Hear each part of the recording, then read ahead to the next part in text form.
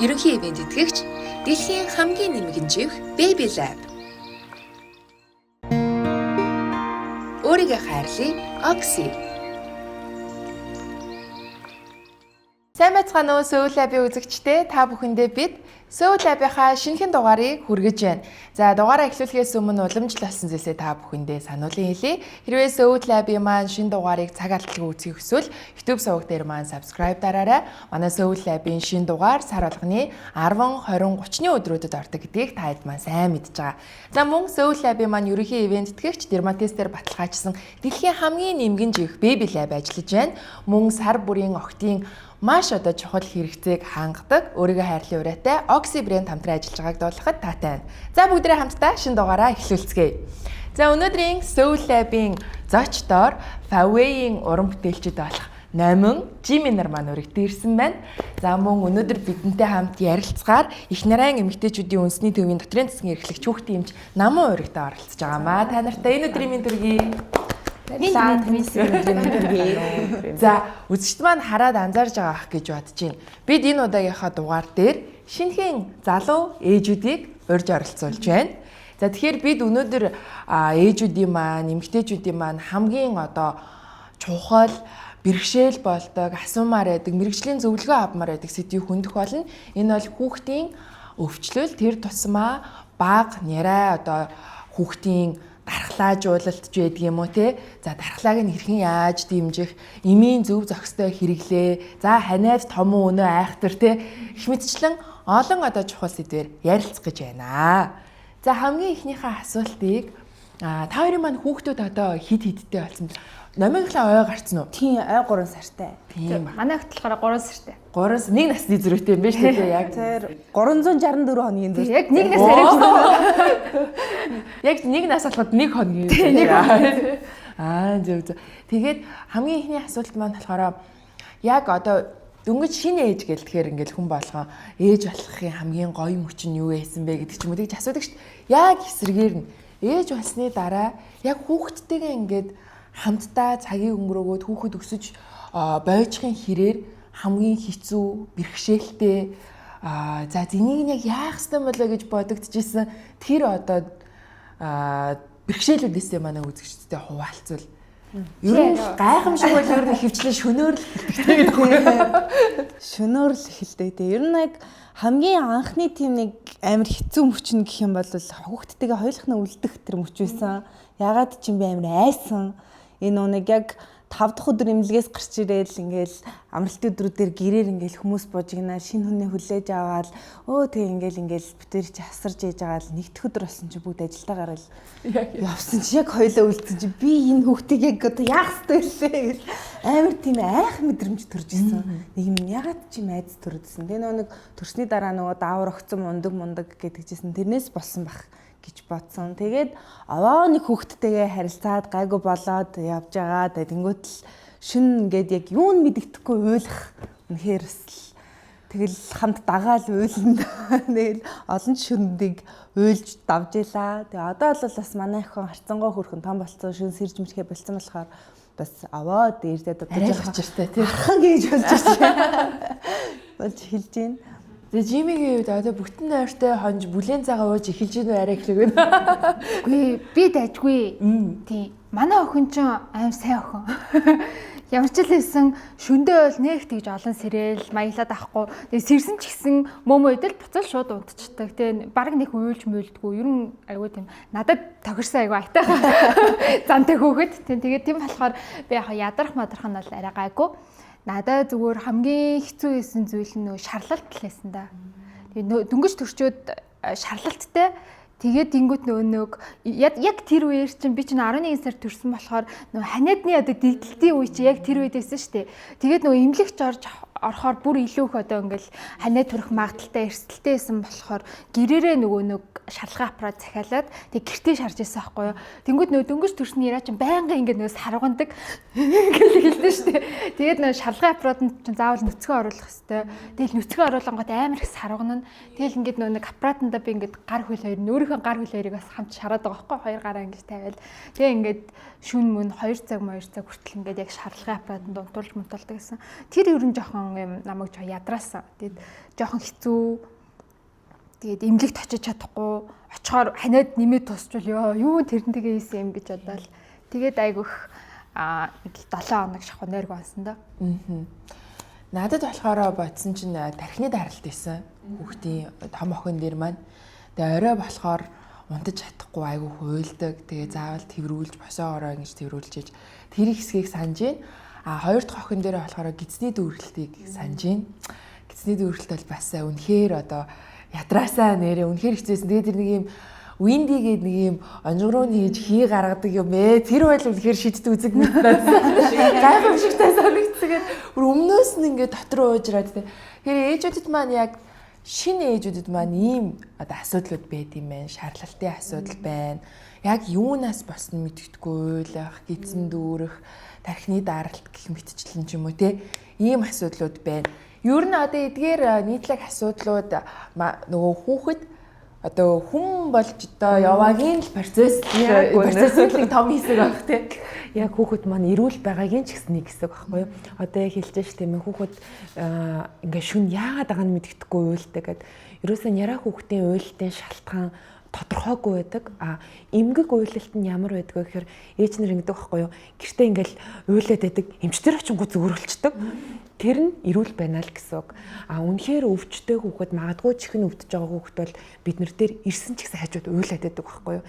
Тэгэх юм бол тэр бол эмгэг гэж байгаа. За тэгээ гидс дүүрэнг энэ бол ер нь яраа хүүхдийн бараг 90% нь тохиолддог.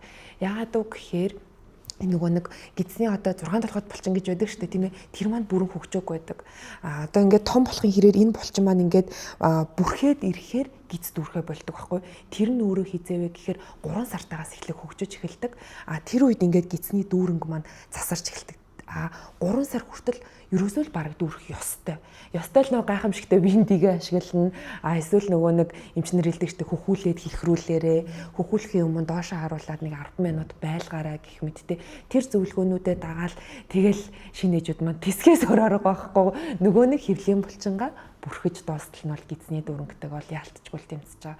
Тэгэд ихэвчлэн энэ нь шөнийн цагаар байдаг. Энийний шалтгаан бол яг бүрэн тогтоогдоогүй нөө baby colic гэж зөндөө сонссон баг тий. Дээрээс нь одоо дээр үед бол нөгөө нэг ингээд тархины даралт гээд ихэвчлэн явдаг байсан.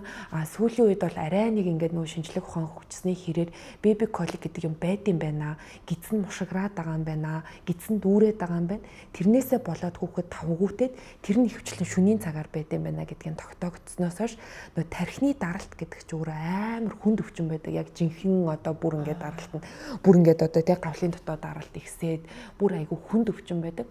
Бидний нөгөө ярьж заншснаар тархины даралт гэдэг нь нэгдүгээр хүчил төрөгчийн дутагдал байж болно. Гадаа гаргаарай гэж зөвлөдөг тий. Эсвэл нөгөө нэг ин гидсний хямрал, гидсний дүүрэнг, baby colic маань ер нь яраа хүүхдийн шөнийн уйлалтын 80% нь баг baby colic эзэлдэг гэж хэлж байна. Тэгээд нэг гоё аянууд байдаг болсон байлаа шүү дээ тийм ээ. Тийм baby colic songs гэдэг тийм нөгөө нэг манай хүүхдүүд бас том л та бүр харин тийм болохоор мэдгүй. Тэгээ одоо ч айгүй гоё юм болсон. Одоо baby TV гарч байгаа юу ч гэж тийм. Тэр чинь өөрчлөгдсөн. Тэгээд тэр нөгөө нэг ийм baby colic song өөрөө ямар утгатай вэ гэхээр нэг салхишуурах шиг байгаа хэвээр сонсгоор нэг сонио. Тэр нөгөө хөвлийн дотор байгаа чимээг сонсгодог гэсэн үг. Одоо усан дотор байдаг шүү дээ хүүхэд маа. Тэгээд тэр нэг юм гэд зураг дээр нэг зураг шалгиж байгаа юм шиг. White noise гэд тэр нь нөгөө хүүхдэд тайвширлыг өгдөг гэсэн үг. Тэгжээж л тайвшруулж байгаа. Гидсэн дотроо байгаа юм шиг тэр танил орчныг нь мэдрэг. 10 сар тэр дотор ч юм байсан болохоор чинь.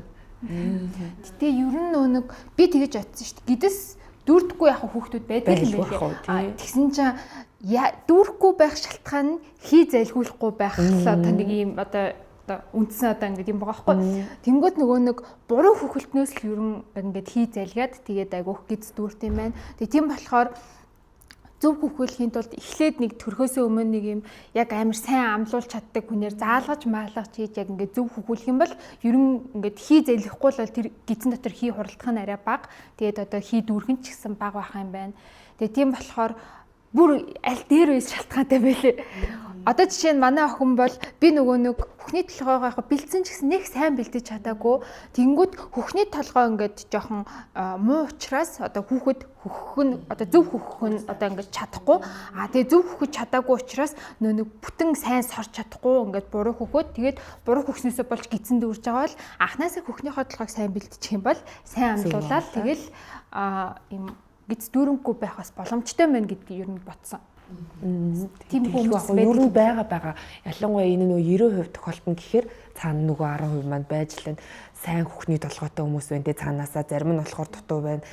Боловсрол одоо хөхний толгойгоо бэлтнэ гэсэн мэдлэгтэй нь байна, мэдлэггүй нь гой бэлтээд өчг юм бол мэдээж яг хамаагүй easy тэгээ гой жими шиг шүнч гсэн 50 онд. Би бол өстө бэлдэж чадаагүй шүү дээ. Бэлдээд сүүлийн эдэн сар намайг гэтээ ингэ бэлдэх гээд ингээ орлож марлтахаа нөө уураг нь гараад тэнгүүт ингээ дэмжнээр битгий орлого уурга гаргаж болохгүй гэд тэгэд тэнгүүт чи ялтч хөхний толгой хагарах би бол өстө төрхийн бүх өвдөлтүүдийг мэдэрсэн гэх юм уу төрхтөө ойдолтой төрсөн төрөө нөө хөхтэй амлуулж чадахгүй хагарсан гэл тэгэл байжсэн чинь энэ нэг яагаад гордож морддгийг мэдэхгүй байжсэн чинь гордцсон гэлгээл хөх зангирцсан нөө жижиг хөхний толгойтой учраас хамаг өвдөлтийг нь мэдрэл миний эхний сар бол үнэхээр яг юм шуурга шил байсан. Энэ бүхэн хизээ дуусах юм байл гэж бодсон. Надад бол тэгэл хүүхдээ хөхүүлэх болгоно нөгөө нэг арай гэж нэг манжсэн шархан ингээл задраал амар байсан. Надад эхний сар амар байсан. Одоо нэг тийм болцсон байна. Хөхний толгой хамгаалагч. Тэр аюу амар юм биш. Ингээд хийчдэг үү? Тийм ирсэн байт юм билээ. Гэтэ тэрийг хийсэн ч гэсэн буцаад яг ингээ хагарцсан бол тэр чинь сорогдохоор хагараад байдаг хөөх. Тийм үү. Ерөөсөө андгүй нөгөө нэгтэй хагарчгаар гэдэг. Бараг л салаад ойчхнүүдээ л хийж бодтол бүр амар. Гайгүй би ер нь яг нөө надад бол нэг ийм аюу тийм туршлагатай санагдаад байгаа байхгүй юу. Томоо хөрхи ганцаараа одоо ингэ байсан. Одоо найзууд иргэн тойронд нь ерөөсө төрсөн хүн байхгүй. Тэнгүүт надад болохоор томоо жирэмсэн болсноос хойш за одоо ингэ шүү. За ер нь тэгдэж шүү, ингэдэж шүү гэл. Тэгэл тэнгүүт би ахаа гэл. Тэгэд ер нь амар тийм хантай байсан гэх юм уу. Тэгвэл одоо жишээ нь томоог яг ингэ төрсний дараа эхний сар нь юу болсныг ч би сайн мэдэхгүй байхгүй юу. Яахан угаасаа томоо хилээд ч би ойлгохгүйсэн юм чинь. Тэнгүүд одоо би бол ингээд надад нэг ингээд байна гэж томоо хэлэх юм бол наа чи тэгдэ мигтэй ингээд надад хантай болохоор арай илүү амар. Тэгээд томоо бид нар нөө мэддгүй юм бэлээ. Төр хүртлээ уусаа. Харин тийм ээ. Яг юм өөр дээр ирж ээж л яг ойлгодог. Тэ өмнө ингээд ярьжсэн гэсэн чихний хажуугаар ингээд өнгөрөөл тэ. Юм төсөөлөгддөг юм байлээ шүү дээ. Яг ингээд төрхийн өмнө нь ингээд тэ ярьж байгаа юмнууд тэг жирэмсэн болж молоог байхад ярьж байгаа юмнууд нэг юм төсөөлөлт очдөг юм байлээ. Тэгэл яг ингээд эренгүүт нь oh my god гэж ингээд яг хүлээж авдаг юм байлээ. Нөгөө юу яагаад байдсан шүү дээ.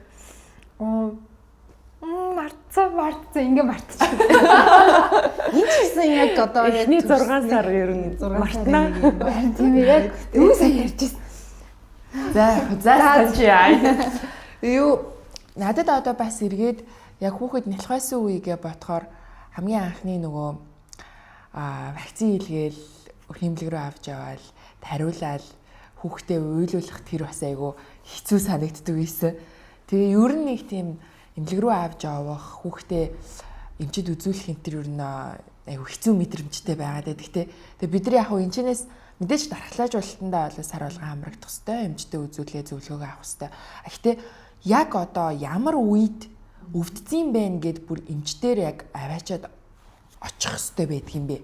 Одоо чинь ер нь эмнэлэгч нь бол бас яг тэр болгон барьж очиад хүүхэд барьжаад эрсдэлтэй орчин шүү дээ тий. Юу юм өвдсөн юм үзүүлэх гэж байгаа дахиад 2-3 вирус гусаад ирнэ гэдэг шиг тий. Тэгэхээр бид нар яг ямар үед эмчтэр очиж үзүүлэх хэвээр. Магадгүй зарим нь ингээл гэрээр сувлэгч мөвлөгч энэ төр дууддаг шүү дээ. Тэр бас яг зөв үйлчлэгээ байдгүй. Яг хөө хизээ эмчтэр очиж үзүүлэх вэ гэд наснаас өөрлөлтөө тий.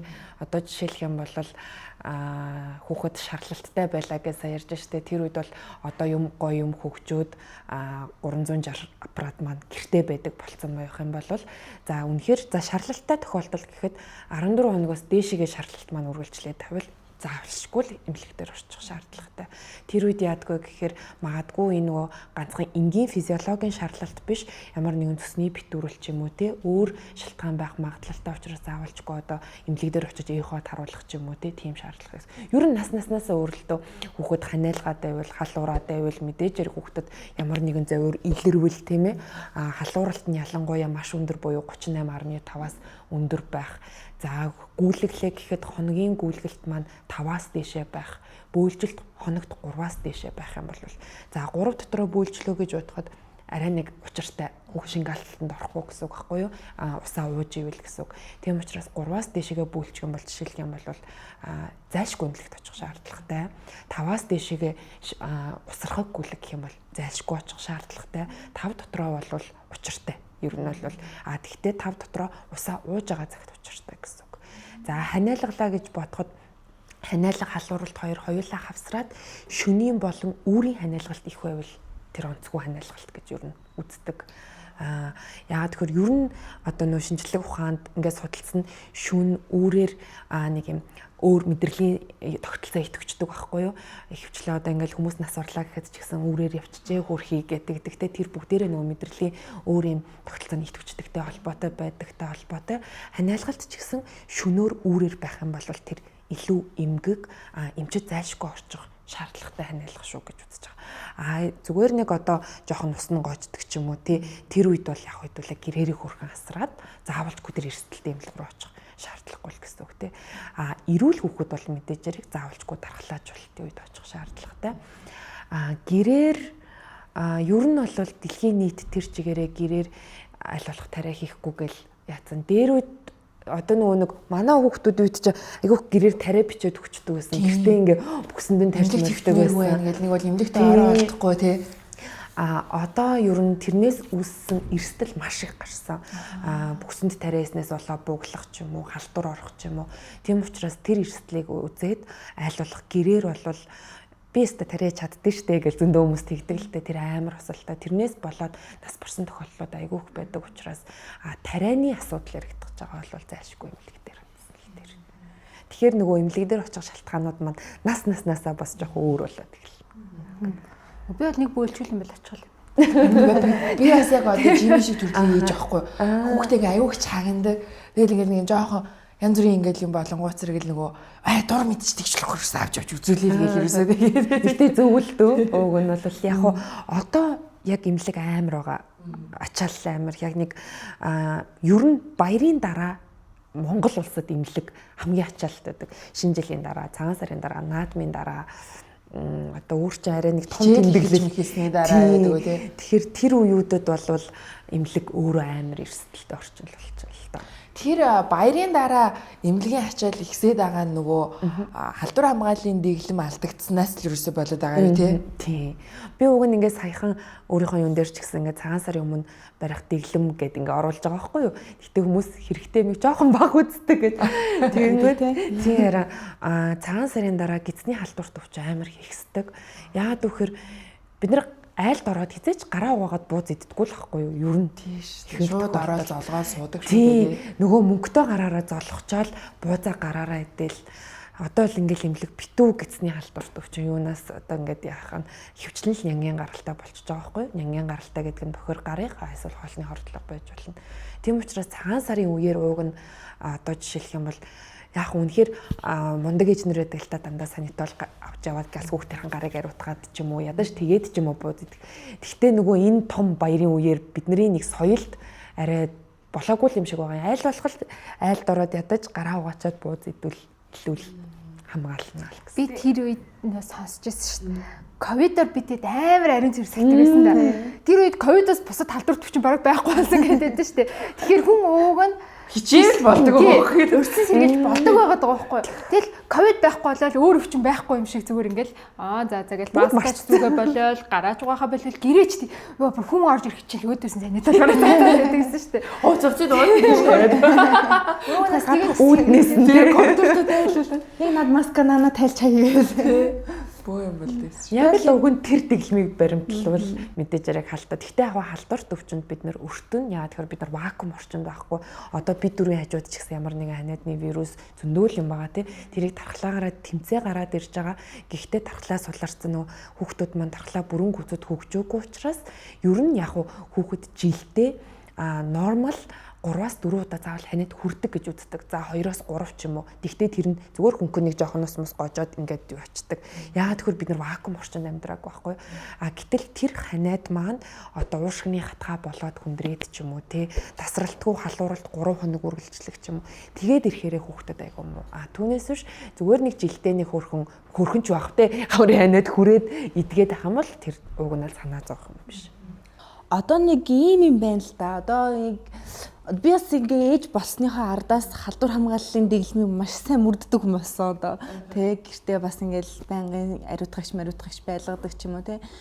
Тэгэнгүүт одоо нэг хүүхдээ хитрхи ингээд нэг юм цэвэрч ингээл бөмбөлгөөд байна. Тэрнээс болж ханиад их хүрээд байна. Хүүхдээ ингээд тэ над ням бактериудтай танилцуул гэдэг нь хэр зөв юм бэ? Би одоо ингээд яг тэрэн дээр одоо гацчихад байгаа байхгүй тий. Хүүхдээ ингээд хитрхи ингээд байхад бас ханиад хүрээд байна уу? Эсвэл ингээд чигээр нь орхичоор энэ нь бас зөв ч юм уу, буруу ч юм уу? Энэ дээр яг зөв. Одоо ийм Америкийн харшлын нийгэмлэг гэж байдаг байхгүй юу? Тэрнээс одоо ингээд сүүлийн 10 жил би зүгээр эхлээд харшил дээр жишээ авч байгаа шүү. Харшлын индекс 75%-аар өссөн гинэ. Тэр нь илүү юм нүү цэвэр цэмцгэр байдлаас болоод хүн гэдэг чинь бас нөгөө экосистем нянтагаа танилцаад тэрэн дээрээ жоохон ч гэсэн одоо миний сайн нийлж байгаа 3 удаа ханиад хүрээд тэрийгэ дархлаагаараа тэмцээд даваа тулаа гарч явах хэрэгтэй.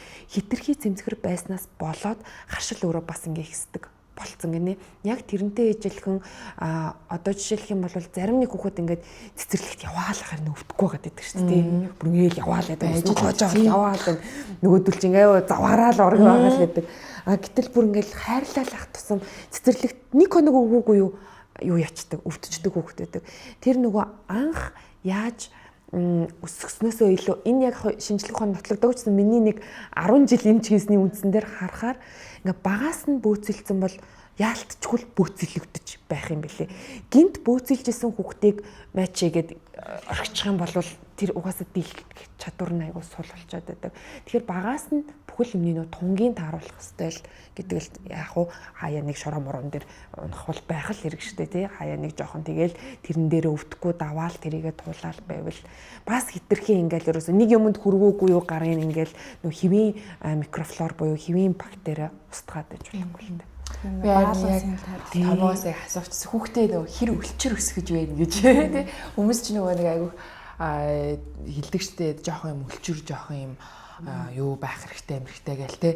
Өөрөөрөө ингээд сайхан газар мазар хамаагүй хутгаалтаад хөл мөлн үцгэн шалдан ингээд жоохон явах хэрэгтэй гээд тэгж чадахгүй байх нөө тий. Харин нөгөө нэг яг анхны хүүхэд яг ийм болохоор яг анхнаас нь бүр яг ингээд хамаг ингээд ингэж бүр ингээд бөөцөлсөөр агаад яатсан. Тэнгүүд одоо манайхан бас жоохон ханиаданд айгүй жоохон имдэг хурдуурч гээд байгаа хгүй тий. Тэнгүүд би за жаахан ингээд юу байлгах хэрэгтэй юм да гэд тэг ингээд гэртэндээ ингээд хөл нүцгэн гүйлгэж мүлгээл ингээд тэнгүүд имэнэр байд.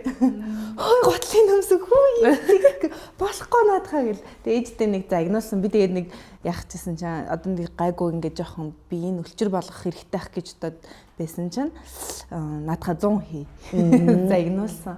Наадхаа 100 хий юу гэж өвөл хөөхтэй тэгж идэх юм гэд загнуулсан байгаа. Тэгэл за энэ зун л айгүй сайн тийдаа гэж яг улирал солигдохоос өмнө яг зунаас намарлуу шилжихдээ яг тэрийг хийсэн дээр одоо өвөл бол хэцүү бүх ням бактериудыг төвчсөн хүүтэн нойтон ер нь хэцүү яг тий бас хэцүү шүү.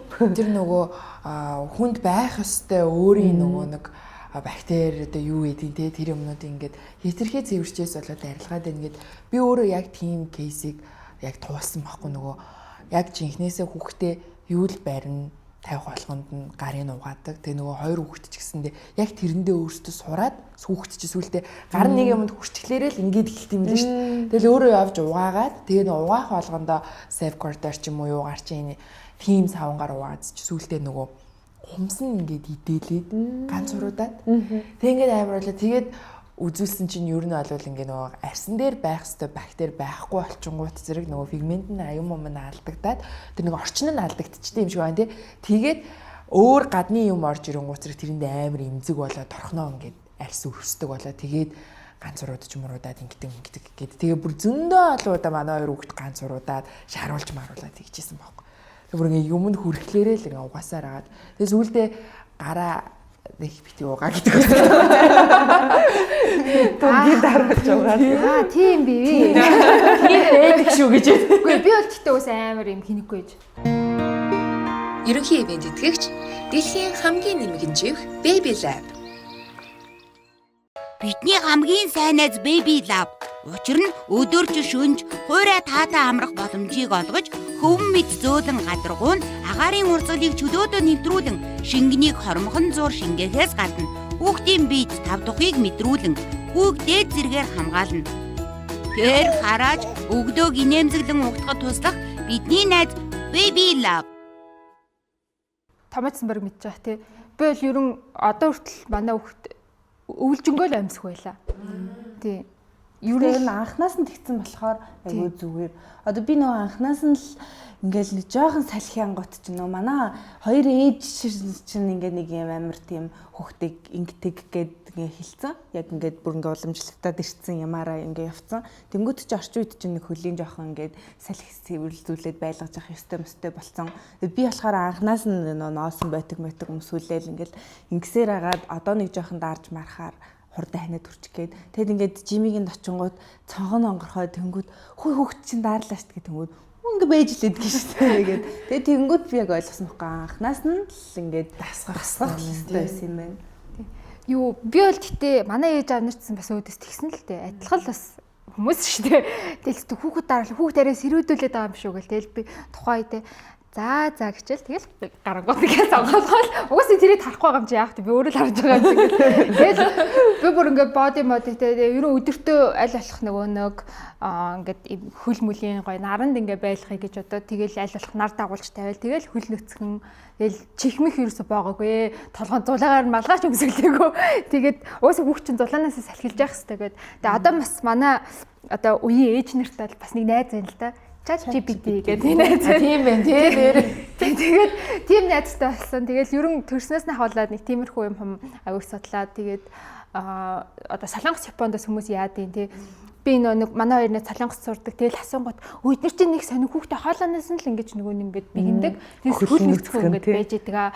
Ер нь бол дандаа тэгдэм байл ингээд би дотроо бодсоохгүй. Хүүхэд анханасаа хөл нь одоо нөгөө хүүтэн дүү ийм цаг агаартай одоо өсчих юм бол том болоод хөл даарлаа гэд ханаа түрхэ болчих юм байна. Тэгээ энэ биендээ тасан зохицсон. Тэгээд ер нь эхний нэг 3 сараа хүүхэд чинь нөгөө нэг өөрөө температуртай ингээд тааруулж өөрийгөө тасан зохицох одоо нэг юм явагддаг юм байл та. Тэнгүүд тэр хугацаанд нь ямар одоо температурт ингээд байлгаж юу ингээд ямар юу зүйл тасгасан байна.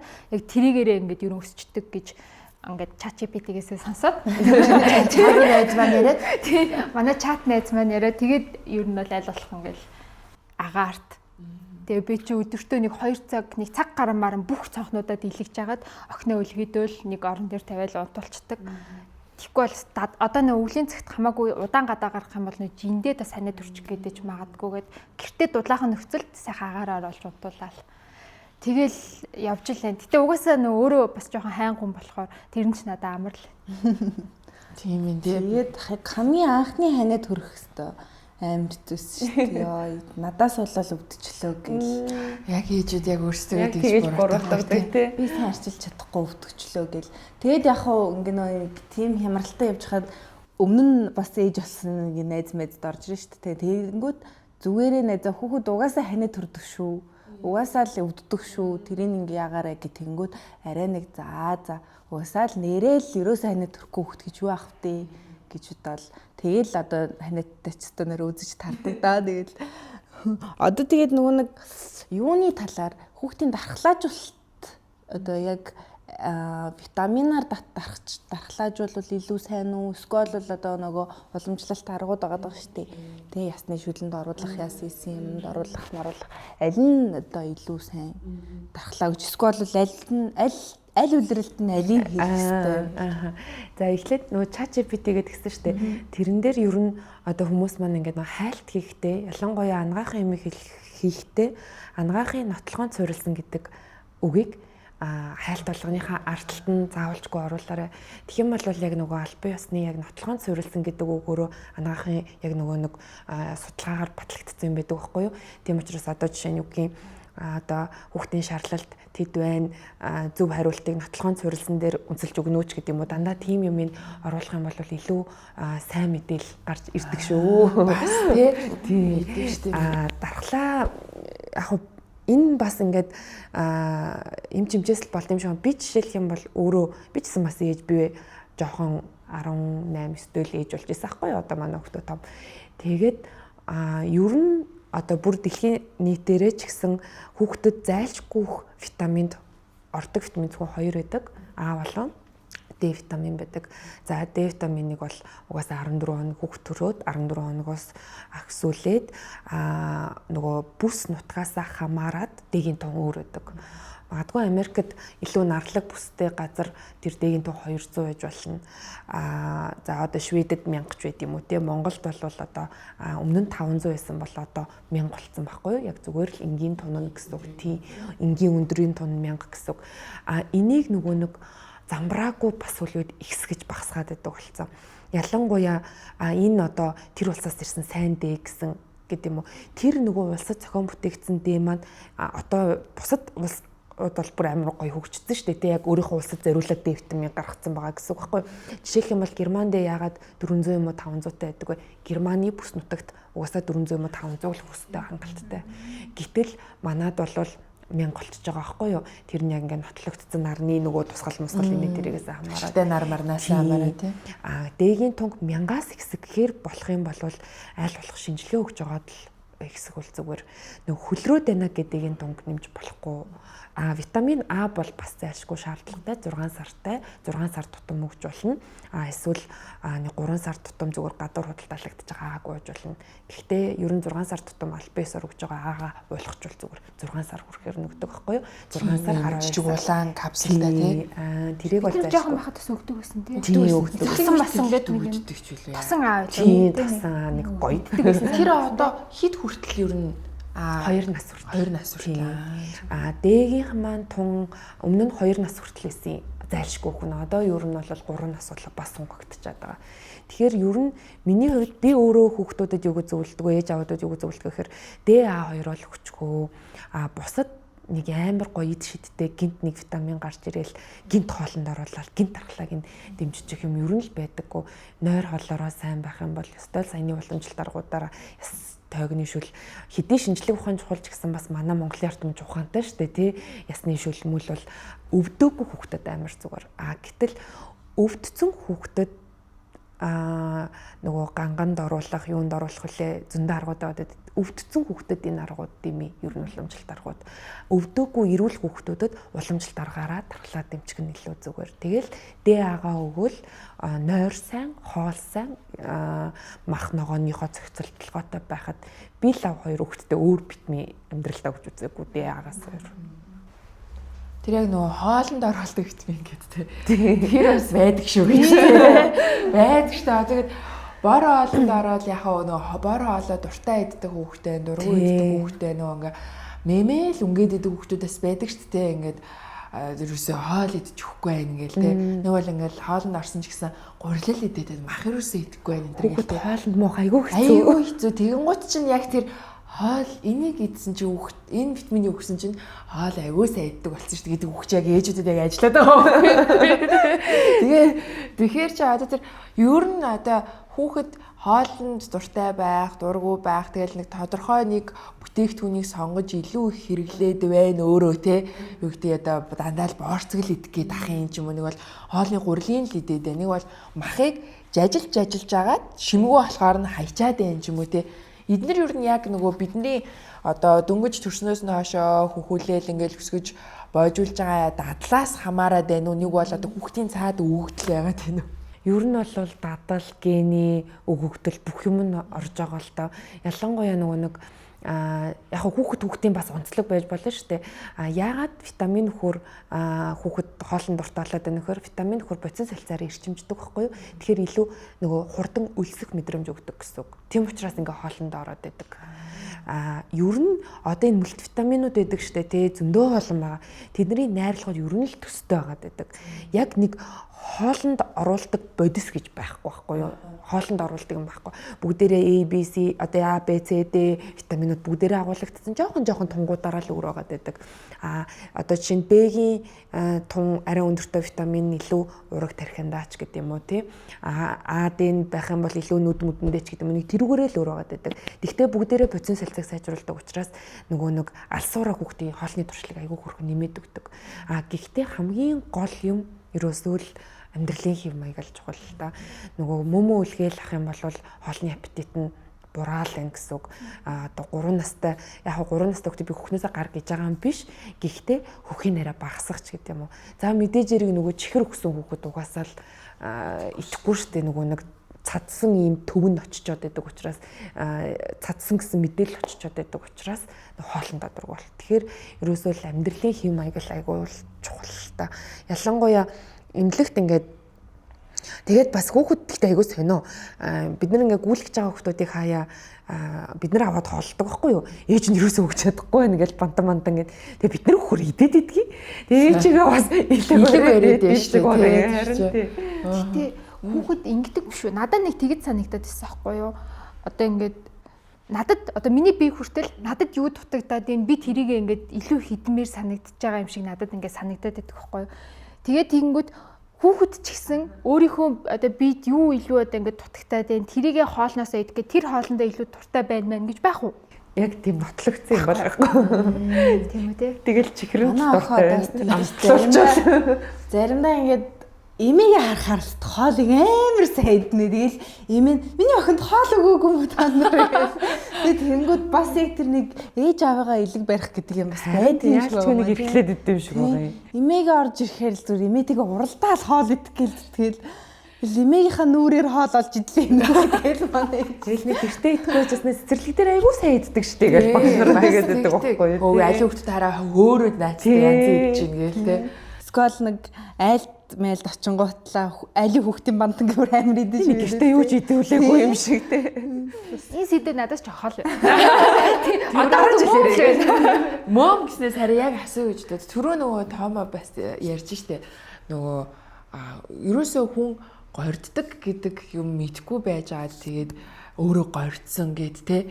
Тэг энэ ихтэй бас яг юм яг шинжлэх ухаан дээр гэхэд бас айгүй сонь. Тэгсэрнээ ингээд яг би ч гэсэн яг гордох гэд наад чинь бол ингээд одоо хөхний сүний булчирхаан буглаа гэд ингээд мэдээд байгаа хэрнээ би бас яг гордсон байхгүй гэхгүй тий. Тэгээ тэр айгүй юм нэг юм сонин маргаантай нэг юм асуудал байгаа дээ. Чи яаж гордов гэхгүй. Би болохоор ингээд гордолтыг анх ингээд ээж болонгуутлаа би ингэж бодож байсан байхгүй. Одоо гаднаас хүн юм аваад орж ирэндээ гэж бодоод байнгут нөгөө нь авч орж ирээгүй ангут горддtiin байх гэж боддог байсан байхгүй юу. Тэгээд тэгсэн чинь нэг юм жижигхэн цочрлоор хүн горддtiin маа хайшин гэж би бодсон. Манай би нэг бас төрөөд удаагүй охин битээр чихэн өвдөд имлэг твцсэн байхгүй юу. Хажуу талын ихч маань олон төрцөн ихч байсан. Тэгээд тэгсэн чинь миний дуу ундаа авах уу гэж гаргаж ирсэн. Өөжи чи бас арай болоогүй гэж цаашаа даалцсан. Би тэрхүү үедээ ингээд би ч нэр бас болоогүй штэ. Би тэр унаа зангаад байсангүй штэ гэж би бас нэг амар яагаад бодоогүй. Зүгээр уухч жагаад би ч нэр болохгүй штэ бодсон чинь тэгээ шүнжингээ халуураад гордчихж байгаа байхгүй. Тэгээ нөгөө ихчтэй хэлсэн чинь манай ихч бас гарахаас өмнө миний гордог гаргана гэд тэр бас амар сонирхолтой. Хоёр удаа ингээ хурж байгаа байхгүй. Тэнгүүд нэг юм халуурж исэн юмнууд тавираад ингээд ирэнгүүт бас ямар сони юм айгуу сайхан байхгүй тий. Энэ яг нөгөө Монгол инженерлийг хөвчлэн тохиолдоод байдаг хэрнээ энийг яг аль биесээр батлаагүй ч гэсэн шинжлэх ухаанаар тайлбарлах гэж оролцсон юм билээ. Хүн нөгөө яг саяны цочрол гэж байгаа шиг огцом нэг юм стрессийн юунд оронгууд кортизол даавар ихсдэм байл та. Тэгээд гинт хит их стресст орсноос болоод тодорхой хэмжээний юм өрөвслийн процесс бас явагдаж болдог. Тэрэн дээр нь одоо нөгөө бие дугаа хэвийн янгуудаа одоо юм идээд процесс үүсгдэг гэж тайлбарлаж байгаа юм. Тэгсэн хэрнээ яг яад гордоо гараад байгаа нь магадгүй одоо тэр стрессийн давар буурсантай холбоотой арай юм тайвшраад релиф болсноос болоод л эдгэрж байгаа юм байна гэд яг батлагдсан юм бол байхгүй ч гэсэн нэг юм дөхүү тайлбарлсан юм нь бол тийм байт юм. Тэгэл нөгөө юу яад юм бэл шүү дээ. Би нөгөө хөхний сүүн дээр одоо энийг амь ботсон байхгүй юу? Хөхний сүү хөхөн зүү орохгүй багсаад ингэж улам багсаал идэм билээ. Зүгээр за удахгүй буцаа сүү орчондөө за зүгээр нойр хоолндоо сайхан байж өөрөө л нэг амар тэрэндээ стресстгүй байж гэж бодохоор ингээд сүү буцаал ингээд баг багаар нэмэгдээл. Тэгээ тийм болохоор нөгөө хөхний сүүний одоо ерөн энд болж байгаа ингээд ийм боцны солилцооны процессоо ч сүү үүсгэж байгаа. Энэ процессыг сэтгэл санаа буюу ингээд даавартай амар юм нэгт холбоотой байдаг зүйл. Тэгээд одоо сэтгэл санаан дээр гинт нэг юм цочроо хөгчөнгөт гинт нөгөө нэг юм жоохон болчонгууд нэг юм балтц зангирдаг ч юм уу те. Тэгээд зангирснасаа бол жоохон өрсөж мөрсдөг ч юм уу. Тиймэрхүү л юм байдаг. Тэгээд тэр бариач марих мөөмж байгаа гэл нэг юм сонсол би дээр үйл сонсч байсан л та. Тэгээд зэний л гэж үү. Тэгээд жагаа дээр очиж исэн би ч гэсэн. Тэгээд тэр хүн болохоор яхаа нэг юм надад тэр зангирлуудыг яг ингээд зүгээр механик аргаар үүсгэж байгаа байхгүй тайвшруулдаг. Одоо тийм юм шин болов гэж бодсон. Тэгээд тэр хөхний сүү татрах дээр бас эргэн тойрны хүмүүс бас амар их нөлөөлд юм санагддаг. Одоо жишээлбэл ингээл би бас айгүй сүү багтай байсан. Тэгээ анхандаа өөрийгөө сүү багтай байна да гэж бодцоод тэрийг би их амар тэгж нэг асуудал гэж хүлээж аваагүй байхгүй. Угаасаа л эхний доногтой сүү орохгүй байнгут нь ингээ байжсэн чинь л нэг надад санаа зовж залгаж байгаа юм. За яаж сүү орж ийн гэл. Улам стресс юм ээ. Би тэнгуут нь түнтээс их сүүтэй байх хэрэгтэй байна гэл. Тэгэл манай ээж чинь бас би чинь миний сүүчтэй барайны шилд өргөдөг байсан шүү дээ гэл. Тэнгуут чинь минийх нэг хоёр хөхөө айс ариг сагаал нэг 60 грамм гардаг ч юм уу те. Тэгэл тэнгуут бас нөө нэг эмчнэр ирэл хүүхэд чинь чадахгүй юм гэл загнаал. Тэгтээ нэмэлт өгөхгүй. Нат хөхөө сайн өг гэл. Тэгэл загнаал. Тэгэл тэнгуут чинь тийм стресс цуглагтаал. Манай ээж бүр амар заяа нөө эмнэлэг твтэж авах үед хөхөнд сүү орохгүй нэг боргоо аваад өрөөдөрсөн. Би сайн оруулдаг гэж байна нэг өө. Хүмүүс донд би яаж тэгж явах чадах юм чи тамиг шкафныгаа цаана хийгээд балаараад байгаа ч тэ ээж гээд. Тэ би нөгөөтгөө буцаад аваад гарсан. Оох юу. Тийм. Тэгээд нэг юм тэрнээс олж нэг юм хөхний сүү их байх ёстой гэдэг нэг тийм ойлголт тэр дарамт болоод тийм санагддаг. Тийм. Тэгэл одоо тэгээд цаанаасаа бас баг сүтэй хүн байж бас болно шүү дээ. Тэг. Би бол өөрийгөө за ба цаанаасаа л баг сүтэй юм байна даа л гэж бодсон. Тэгээд угаасаа хөхний толгой сайн боловсрож нэг гүйцэд бэлдэж чадаагүй учраас бас хүүхэд сайн хөхөж чадахгүй байна да гэж боддог ч юм уу тийм. Тэр чин дээр бас хүүхдийн хөхөлтнөөс их хамаардаг юм шиг аамаа. Нөгөө би яг гайгүй л те. Гэтэ бүр бас л манай ээж мэт өө би стай алдаг байсан яриад байгаа байхгүй. Би яг ээжгээ биш байгаад байгаа байхгүй. Тэгэл тэнгүүт тийм үү те гэл тэгэл юу ягаад хүүхэд одоо анханасаа уурга арай жоохон сүүг бодвол юм зумгаарлцсан болохоор илүү сайн сорж иж ингэж гардыг юм ба штэ. Тэнгүүт нөгөө нэг хүүхэд хөхнийхөө толгойг голоод ангууд нөгөө сайн сорж чадахгүй өлсөөд улам уурлаад тэнгүүт уурга би ингэ бодсон.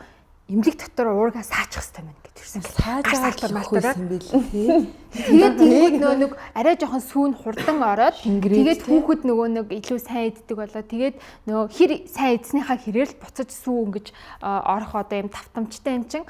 Ерөн саалтураа имлэг рүү авч орж явах нь ерөн зөв юм байна гэж бодоод тэгээд минийх ингээд нэлээд багсаад тасахгүй. Тэгэл за одоо тэгвэл сайда гэл яг 3 цаг тутамдаа сайхан саагаал. Тэгээд нөгөө хүүхдтэй ч гэсэн нөгөө яг хэмжээтэй сүүгөөл. Тэгэл тэнгууд хүүхэд өөрөөрөө мираалал. Тэгэл арай гайгүй болчихгоот за одоо сайхан бэл миний хүүхээс өвдчихэн ш тэгэл те. Тэгээд саагаад ахараас хөхний толгой ч гэсэн ерөн айгүй томроод айжгүй л болт юм бэл. Гэхдээ нөгөө уурга өөрөө ерөөсөө гайхамшигтай бүтцтэй байхгүй юу? Уг нь бол хүүхэд өөрөө яг тэр нөгөө нэг хөхөөх рефлексээр уургийг гаргаад хамгийн ихний ангир уураг ерөөсөө хүүхэд төрөөд ихний 24 цагт хүүхдийн хотоодны хэмжээ 5 мл байдаг байхгүй юу? Нэгэн албагал гэсэн. Яг тэр хэмжээтэй л уураг гардаг ихний өдөр угаасаа л тэр нь ингээд хотоодыг ингээд залхилаа хотоодыг амар хөрхөн бүрхэж өгөөд анхны тэр нөгөө нэг бактери нянгач гэсэн хотоодны одоо нэг хеликобактер гэдэг шиг тийм бүрхүүлийг үүсгэж өгдөг байхгүй юу? Уг нь бол Тэгээд яг хуу зөндөл одоо хүүхдээ амлуулж чадахгүй хүмүүс ч гэсэн бас байгаа штэ. Тэрнээс болоо сүүлийн үед тэр нь багассан ч гэсэн аль болох ууг нь бол уураг бол өөрөө бүр ингээд одоо дэлхийд шүтэгдсэн юм гайхамшигтай бүтцтэй. Ууг нь бол маш бага хэмжээтэй. Тэгээд тэрийг яг 24 цагтаа эхний түрүү 4 цагтаа тэрийгэ хүүхэд өөрөө идчих чадах юм бол тэр ууг нь бол хүүхдийн дархлаанд хамгийн чухал юм гэж байгаа. Тэгээ нөх хөх өөрөө гайхамшигтай бүтцтэй гэж угаасаа л ярьдаг штеп. Эхлээд нөгөө нэг саачаад хөхүүлнэ гэл нэг хэсэг тийм юм айгүйх баримталж ирсэн. Хүүхдийг саачаад хөхүүлэх хэрэгтэй, одоо эсэргээрээ саахгүйгээр шууд хөхүүлэх хэрэгтэй гэдэг болсон. Эхлээд нөгөө хөхүүлэхээр нэг юм хөхрийн сүн нэг юм зэхэр өгдөг штэ те, яг нэг тийм уураг шиг. Тэр нь өөрөө эхлээд юу нь болж байгаа, цайн болж байгаа гэж одоо тайлбарлагдаж байгаа нэ. Эхлээд амны цангаагаа тайлдаг, тэр нь шингэн байснараа тэгээ удаан хөхж жагаад нөгөө өтгөн болж байгаа нь хоолноо болж байгаамаа гэд. Тийм болохоор өөрөө хүн гэдэг чинь өөрөө одоо гайхамшигтай бүтээл учраас тэр ч гэсэн уг нь яг л ингээл илүү одоо бүр байгаль руугаа л болж байгаа. Дээр үед бол тэгэл ямар юмных нь нэмэлт зүүм үү байх вэ тийм ээ. Тэр үед бол яг л иймар байсан. Нөгөө барайны шилтэй ээжүүд маань гэдэг шиг. Тийм тэгэхээр нөгөө нэг одоо сүүлийн ер нь нэг 5 жил аль болох саахгүйгээр хөхүүлэх ёстой гэд бүр тийм. Би нэг юм харсан. Бас ChatGPT-гээс л харсан л та. Тий. Гэтэ яг энэ нэг шилжих ухаанаар бол нотлогдсон байсан байхгүй юу? Би болохоор нэг анагаах ухааны одоо нөө баримтат суурилсан гэдгээр ингээ ганц нэг хайдаг байхгүй яг ингээ зүгээр сонирхолтой санагдсан юмнуудаа. Тэгсэн чинь ингэдэг гинэ. Яагаад хөхүүлэх нь илүү сайн чухал вэ гэвэл хөхний толгой өөрөө хүүхдийнхаа мэдээллийг хүүхдийн шүлсээр авдаг гэсэн. Одоо ингээд хүүхэд нь өвдөд байгаа бол эсвэл одоо унтахын өмнө байгаа шүн болох гэж байгаа бол шүлсээрээ хүүхдийн мэдээллийг аваад одоо яг унтахын өмнө бол илүү одоо унтахад нь зориулсан юм даавартай сүг хүүхдэд өгдөг. Одоо ингээд аль даавар нь илүү байх, аль одоо бүтцэн нь илүү байхыг хүүхдийнхаа шүлсээр мэдэрж байгаа тэгж тэрийг боловсруулж гаргадаг учраас ялангуяа нөгөө хүүхэд өвдсөн үед хүүхдийн шүлсээр мэдээлэл ихэд очиж идэг болохоор тэр үед бол заавал хөхөөрөө бүр ингээд заавал өгөх ёстой гэдэг байгаа юм. Тэгээ тийм болохоор аль болох уг нь хөхөөрөө байвал зүгээр тэгтээ тэгээ гарахгүй л гэж сааж байгаа л сүүж явах хэсэгч байгаа л өчмөхгүй л өлсгөө хүүхэд өлсөд байна гэж бодохоор аюу хэцүү те угаасаа. Тэгээ одоо ер нь яг бүтцийн хувьд бол хөхний сүү чинь одоо югаарч орлуулагчдаггүй гэдгийг бид бүгд мэдэж байгаа. Гэхдээ тэглээгээ гарахгүй байгаа бол нэмэлт өглөөгээд тэр бас муу ээж гэсэн үг биш те. Тэнгуут нэг юм манайд бас нэг дийлэнхтэй ингээд яана өгч тийм үү сүү өөрөө чинь сүү болохгүй байгаа мó гэдэг нэг тийм жоохон хандлагууд бас анзаарагдаад идэг. Тэр чинь одоо явж тэр ээжийг л гомдоохоос өөр цаашаа юу ч өөрчилж чадахгүй шүү дээ гэж те. Тэгэхээр хүмүүс нэг бас яг хүүхдээ угжиж эхэлж хахад маань найз хэлжсэн хүүхэд мөөмөрөө байвал арай дархлаа сайтай байд юм бэлээ. Угжаар идэх хүүхдээ арай ханаа төрөд идэм бэлээ дээ. Тэр яг одоо үнэн үү эсвэл бол үнэн ялцчихгүй.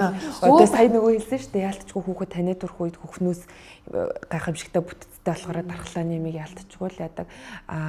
Одоо сүүлийн үеийн тижээлүүд бол бас л одоо шинжлэх ухаан хөгжсөн болохоор аль болох хөхний сүтээ ижилхэн найрлагатай болох гэдэг.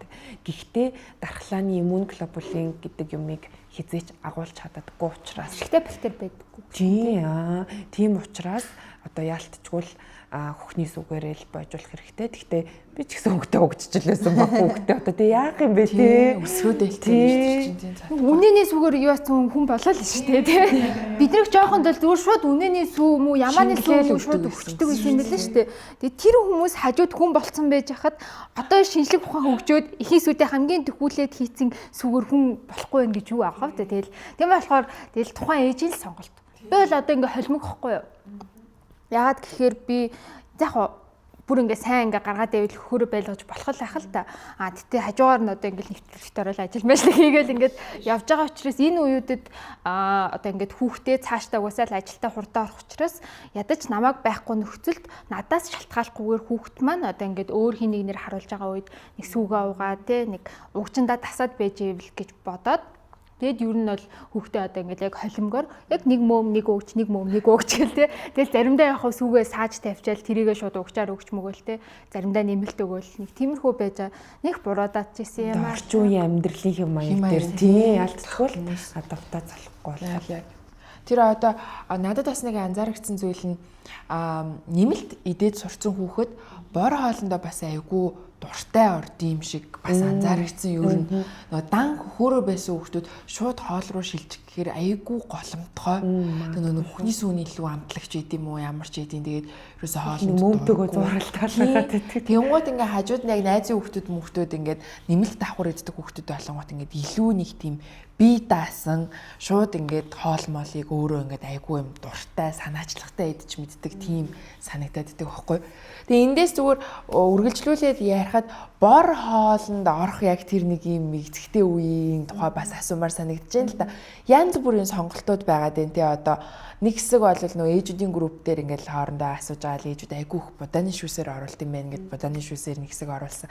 Таргаар айгүй их эхэлж оруулсан. Жимсээр ихэлсэн. Зүгээр дан одоо мах зүгээр ингээд чанаад зүгээр жоохон шүүсээс хоруул гээл шүлийн юу яа гээл янз бүр байдаг.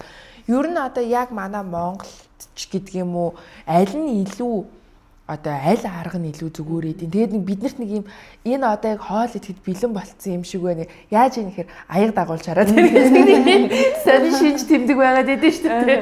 Тэр энэ төр ер нь яг хэр үнэн байдаг. Энэ нөгөө мөмтөө хүүхэд бор хоолндоо муу гэж байгаа нь угчны хүүхдийг бид нар хөвчл нөгөө цагаар угчдаг. Яг нэг 2 цаг болол 3 цаг болол угждаг штэ.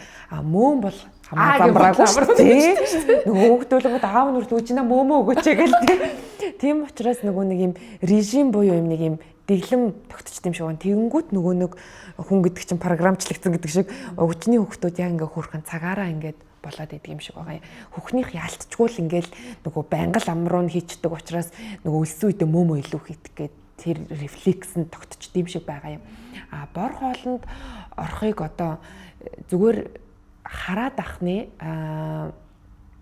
аль болох чихэрлэг юмар битгий оруулаарай л гэж зөвлөмөрөдөг. Ялангуяа жимсний нугш, алюминий нугш нэгдээ нөгөө нэг энэ хүүхэд угаасаа чихэрлэг амтыг мэдэхгүй, гашуун амтыг мэдэхгүй, арай ялгаж мэдэхгүй штэ угаасаа идэж үзээгүй юм чинь. Тийм учраас эхлээд нөгөө муухагаас нь эхлэнэ шиг одоо нэг зүгээр брокколины нухшмугч аим муухай амттай юм билээ штэ тий. Буцааны нухшмугч чинь эхлээд жоохон муухай амттайгаасаа эхэлвэл амтгүй юмнасаа эхлэх юм бол жимсний нухшийг хайштай л идэнэ. Хэдэн настай ч үсэн идэнэ. Чадна. Нөгөө ногоо могороо оруулахын тулд амар зовдөг болчихдог байхгүй юу. Манай хүүхдэрээс ногоод анханасаа өгөөгүй ингээд. Тийм учраас эхлээд яг урт үеийн зөндөө л аргууд байна. Монгол хүүхэд гэхдээ яалтчгүй бид нар хүүтэн сэрүүн одоо 4 улиралтай нөхцөл байгаа учраас мах бол зайлшгүй чухал юм байлээ. Тийм учраас ногоотойгоо махтайгаа л оруулаарай л гэж би л зөвлөдөг. Тэр нь ч гэсэн илүү зүгээрээдэг. Ялангуяа дээрэс нь нөгөө нэг сүүлийн үед нөгөө жирэмсэн үеийн цус багталтай аюух байдаг болсон. Ээж хэрвээ жирэмсэн багтаа цус багталтай байх юм бол хүүхэд төрөөд эхний 6 сар цус багталтай байх эрсдэл 80% ихссэн байдаг байхгүй. Тийм учраас тэр нөгөө цус багталтыг нь 6 сар эхний 6 сард яг хөө тэр цус багтлын төвшнгөөс хамаардаг л та төмөр уух хэсэг нь аль болох төмөр өгдөггүй бор хоолнд оруулаад эхлээд үздэг гэсэн үг. Бор хоолнд оронгууд нөө нэмэлтээр мах юм уу буцаа брокколи идээд ирэнгүүт тэр төмөр маань хөгтчихдөг гэсэн үг байхгүй юу. Тийм учраас илүү мах брокколи буцаа гэх тиймэрхүү мар оруулах нь илүү зөв. Өөрийгөө хайрлая. Окси. Сэтгэл санаа тавгүй яагаад ч мэдгүй хаанаас ч юм гарч ирээд хайналж барыг мэддэг. Зарим үед намайг өөрөөс минь илүү сайн мэддэг. Хоббиг нь хүсэл тэмүүлсийг нь хамгийн сайн дэмждэг нэгэн. Нартай, бороотой, салхитай солонготой бүхий л үед үргэлж дэрэгдэн байдаг. Миний хамгийн татны найз. Би одоохондоо яг бор хоол жоохон судалж байлаа ингээ харж байна. Гэхдээ амар их бас хичээхгүй л гэж бодод байгаа шүү дээ. Бүр заавал идүүлэх гэлөө. Одоо үгүй нэг юм юки бүх юм амар бэлтээлтэй. За одоо энэс юм сте. За энэс юм сте. За одоо эндний юм байх хэрэгтэй гэсэн юм. Тэр юмар гэж. Харин зүгээр ерөнхийдөө манай бас ээж аав нар ч гэсэн тэгэл бандан каш машаар л оруулдаг байсан шүү дээ. Тэгэл тэр мөрийг хайдаа өгч мөгөөд ер нь их амар өөрийгөө нөө бүр ингээд амар 100% хүүхдэд төвлөрөхгүй. Тэгэл нэг 8 сартаа олчингууд нь те өөрсдийнхөө өгдөг хоолоо сайхан бутлаад нэг ингээл идэх юм хүмтэй болгоод ямчлалаас нь 6 сарын хүрчихээ. Тэгээ яг 6 сар гаргаж байгаа л шүлмүл тэгэл боломжоор өгье л гэж бодоод байна. Тэрнээс ш нөө ээжүүд надад амар тгий санагдаад байдаг байхгүй нэг угаасаа нийгэм тэгээд байна л та. Ингүүл сайн, тэгвэл сайн, хүүхдийг ингэх ёстой, тэгэх ёстой гэл яг үндэ тэр хүүхэд ч адилхан бид нартай адилхан ингээд хүн байгаа штэ. Тэнгүү тэр хүүхдээ өөрөө бас ингээд зарим зүйлс тасан зохицох юмыг ингээд өгөхгүй бол хитрхи бүх юмыг ингээд тахаар надаа ингээд жоохон юм өөрт ч стресстэй юм шиг санагдаад байгаа байхгүй. Тэгээд ялангуяа тэр одоо нэг групп чат байна. Би тийм групп чат нэгзэж орж байгаа. Жирэмсэн багтаа ч гэсэн ингээл амар тэдэн оны тэдэн сар төрөсөг мөрөсөг гэл ийм групп чатнууд байдаг байхгүй. Тэгээ тэрэн дээр орохоор улам стресстэй байдаг. Яна би ингээд бусдаас ингээд дутуу яна ийм дутуу байгаад байгаа юм шиг ийм витамин дутуу байгаад байх үү гэл ингээл нэг нь ногоогоо жигнэж өнгөт би тэгэхгүй байгаад амар муу ээж юм шиг тийм мэдрэмж авахгүйгээр ер нь зүгээр аль болох өөрийнхөө амьдралын хэм маягийг зөв байлгах юм бол дагаад хүүхдийн ч гэсэн амьдралын хэм маяг зөв байх учраас ингээд нэг амар тэрэнд стресстгүй харин ч өөрөө нэг айтайхан юм идээд одоо жишээ нь би тэгж бодож байгаа байхгүй. Би гурилан бүтээгдэхүүнд амар дуртай зав ингээд байнга тэгтээ за гурил их идэж байгаа чи ядаж хажуугаар шимт хижээлтэй мах ногоогоо айтайхан дахиад ахиу идээ гэж бодоол те. Тэгээ тэгжээж ядаж би хүүхний сүгээрээ хүүхдтэй ингээд нэг айтайхан шимт хижээл өгмөрөө штэ. Тэгэхээр ер нь нөгөө хүүхдэд чухалчлах биш өөрийнхөө амьдралын хэм маягийг чухалчлаад ирвэл тэр хүүхэд тэрнээс хараад сурч ухаах. Тэгээ янз бүрийн групп чатанд нэг хүмүүсийг бити ороорой гэж би ер нь амар ингээд боддог зав. Тэр өстөө шал хэрэггүй. Зөв шал хэрэггүй юм сонсоод байдаг амар төвтэй. Амар сонин юм бичин хүмүүс. Би одоо жишээ жирэмсэн байхдаа эхний 3 сар фолио хичээл ууснаас өөр баг витамин хизээж ууж байгаагүй. Тэгээд төмөр сүлд нэг төрхийн өмнө нэг жоохон өгчих гээ. Тэгээд эмч манай эмч бас аяга амар эмч байсан л та. Наад нэг доторчин байгаа жоохон хүүхдийг одоо тижээч эрдэс байц чамд бол байгаа. Зүгээр л хоолой сая, дагаартай сайнгаар тэр нөгөө нэг юу хүчил төрөгчий чи уудаг одоо ингээ байх юм бол бид нар амьсгалах ямар хэрэг байгаа. Зүгээр л агаарт гар гээл заяа. Тэгээд ер нь ингээ би аягүй тийм натуралаараа ингээд байх гэж хичээсэн. Тэгээд одоо ч гэсэн хүүхдүүдээр ер нь аль болох тийм байна. Тэгээд ээж аав нарынхаа ч гэсэн одоо ингээд жоохон үгийн жоохон сонсоод уламжлалт маркаар бантан ингээд сайхан өгч мөгөө те. Тэгээд ер нь аягүй тийм өөрийгөө стресстүүлэхгүй л хүүхдтэйгээ байх гэж хичээж байна. Тэгэл ээж стресстгүй бол хүүхэд ч гэсэн стресстгүй шүү дээ те. Нөгөө нэг яг монголчууд дээр үеэс нэг юм сүүлөө хөхүүлдэг байсан шүү дээ. Тэр ер нь хэр зөв юм бол би бол жоохон дургүй байдаг хгүй юу. Одоо аав нь өөх мөх идэж чаддаггүй. Манай нөхөр бас жоохон нэг юм ногоомогоо нэг сайн идэж чаддаггүй төрөл юм баггүй. Тэгээ би яг за хүүхэд маань тийм байх үедээ гэж айгүйх санаа зовж исэн. Тэгсэн чинь манай охин шал эсрэгээрээ яг над шиг өстө нэр ногоомогоо бүх юмыг айгүй сайн иддэг хүүхдээсэн.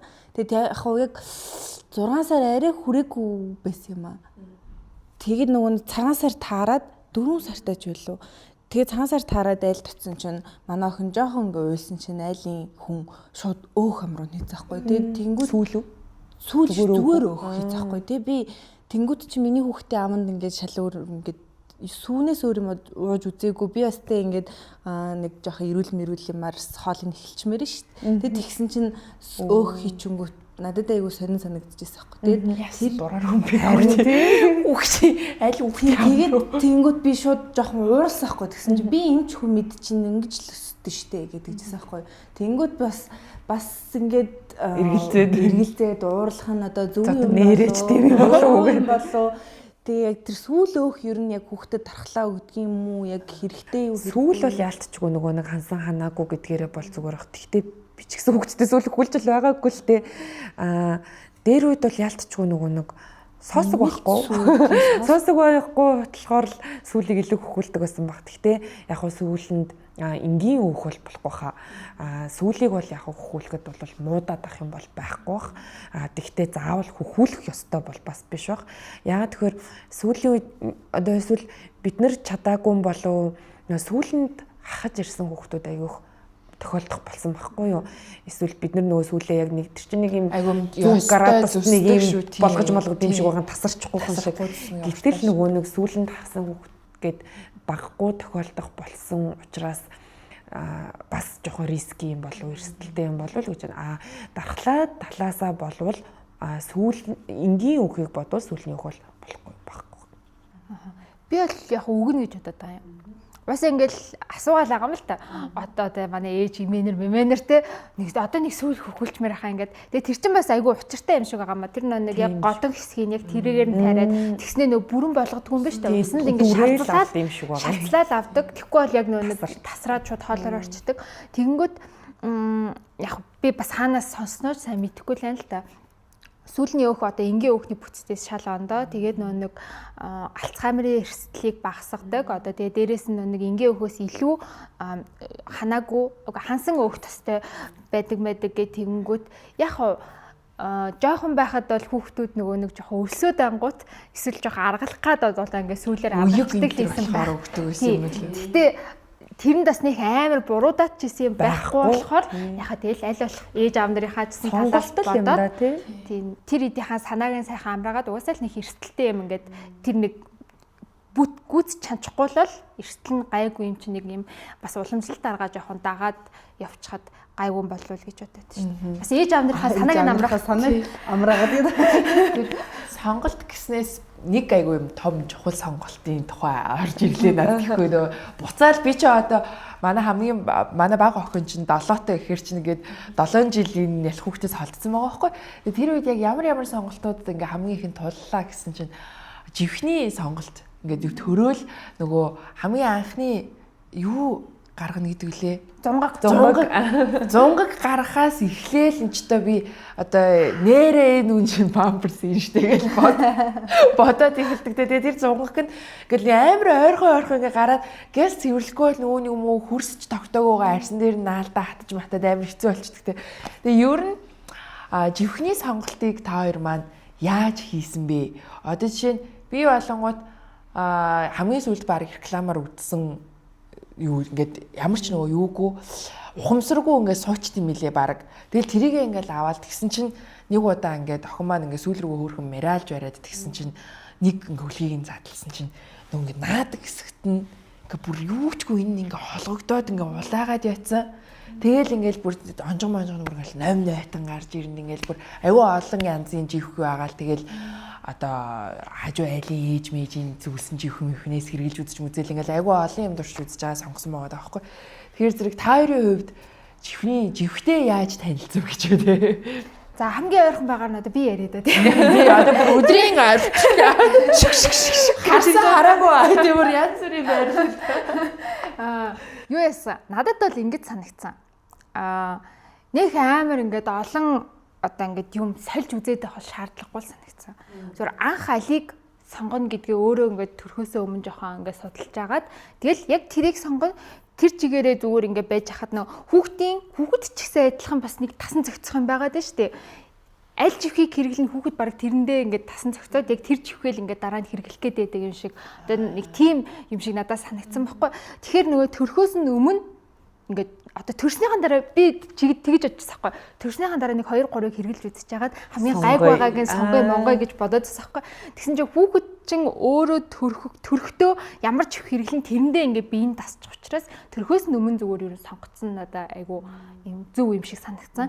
Тэгээд ер нь ямар ч чих байсан гэсэн энэ илүү сайн одоо ингээд ус шингээд энэ илүү сайн ингээд одоо юм удаан байлгадаг гэхээс илүү аль болох өөртөө тохиромжтой чихвхийг 3-4 цагийн хугацаанд ингээд байнгын солиод тах юм бол тэр хүүхдийн чих угаасаа ер нь бол улаахгүй байх. Ямар ч чих байсан гэсэн. Бид нар чинь ингээд нөгөө нэг энэ өст амар сайн үнэхээр удаан шингэн мингэн гэлээдэг. Тэр чинь 7-8 цаг нэг хүүхдийн ингээд нэг чихвхэндээ ингээд байгаад тах юм бол амар хэцүү шүү дээ тэр хүүхдэд. Тэгээ тийм болохоор ер нь л яг удаан одоо ингээд сайн ингэж байлгахгүйгээр ингээд яг нэг сонгосон чихвээ нэг 4 цагийн зайтай ингээд яг эвтэхийн солиол тэгээд ангууд хүүхдийн бүх сугасаа л улаахгүй тэгээд яг нэг л юм ингээд амар хармаар юм билээ. Чигээ татгшаа өгдөг чихвээ нүү гадагшаа өгдөг чихвээ нүү гэдэг. Одоо ингээд миний эргэлдэг чихв ягаад чи мэдгүй ингээд задлахаар нэг яг дөнгөж шийгээгүй л бол нойтон биш үү байхгүй амар хуурай. Тэгтээ гаднаасаа ингээд жоохон помбацаар гэдэж марагдал те. Тэгээд би ингээд гайхаал тэгэл ингээд тоторхын үзье даа гэл ингээд тоторхон ингээд хуурай хахаар надад ингээд амар идэх. За окей. Ямар ч гэсэн надад ч ингэж харагдчихсан хүүхдэд мэдрэгдэх нь бол өөр байгаа юм байна гэж ерөнхийдөө бодоод тийм тэгээд тэгдэг болохоор би төрснөөс нь нэг л чих хэрглэж байгаа яг тэргээ ч гэсэн цаашдаа л хэрэглэх байх гэж бодож байна. Тэрхөөсөө өмнө сонгох. Тэгвэл чиний тэр сонгосон живх чинь их сайн живх л. Үнэхээр мяа живх гэж байдаг шүү. Тийм үү? Байдаг. Үнэхээр тэрэнд дасаж зогцдог онжогч гэж одоо бас байхгүй шүү гэж үү. Би бол энийг бол яг мэднэ.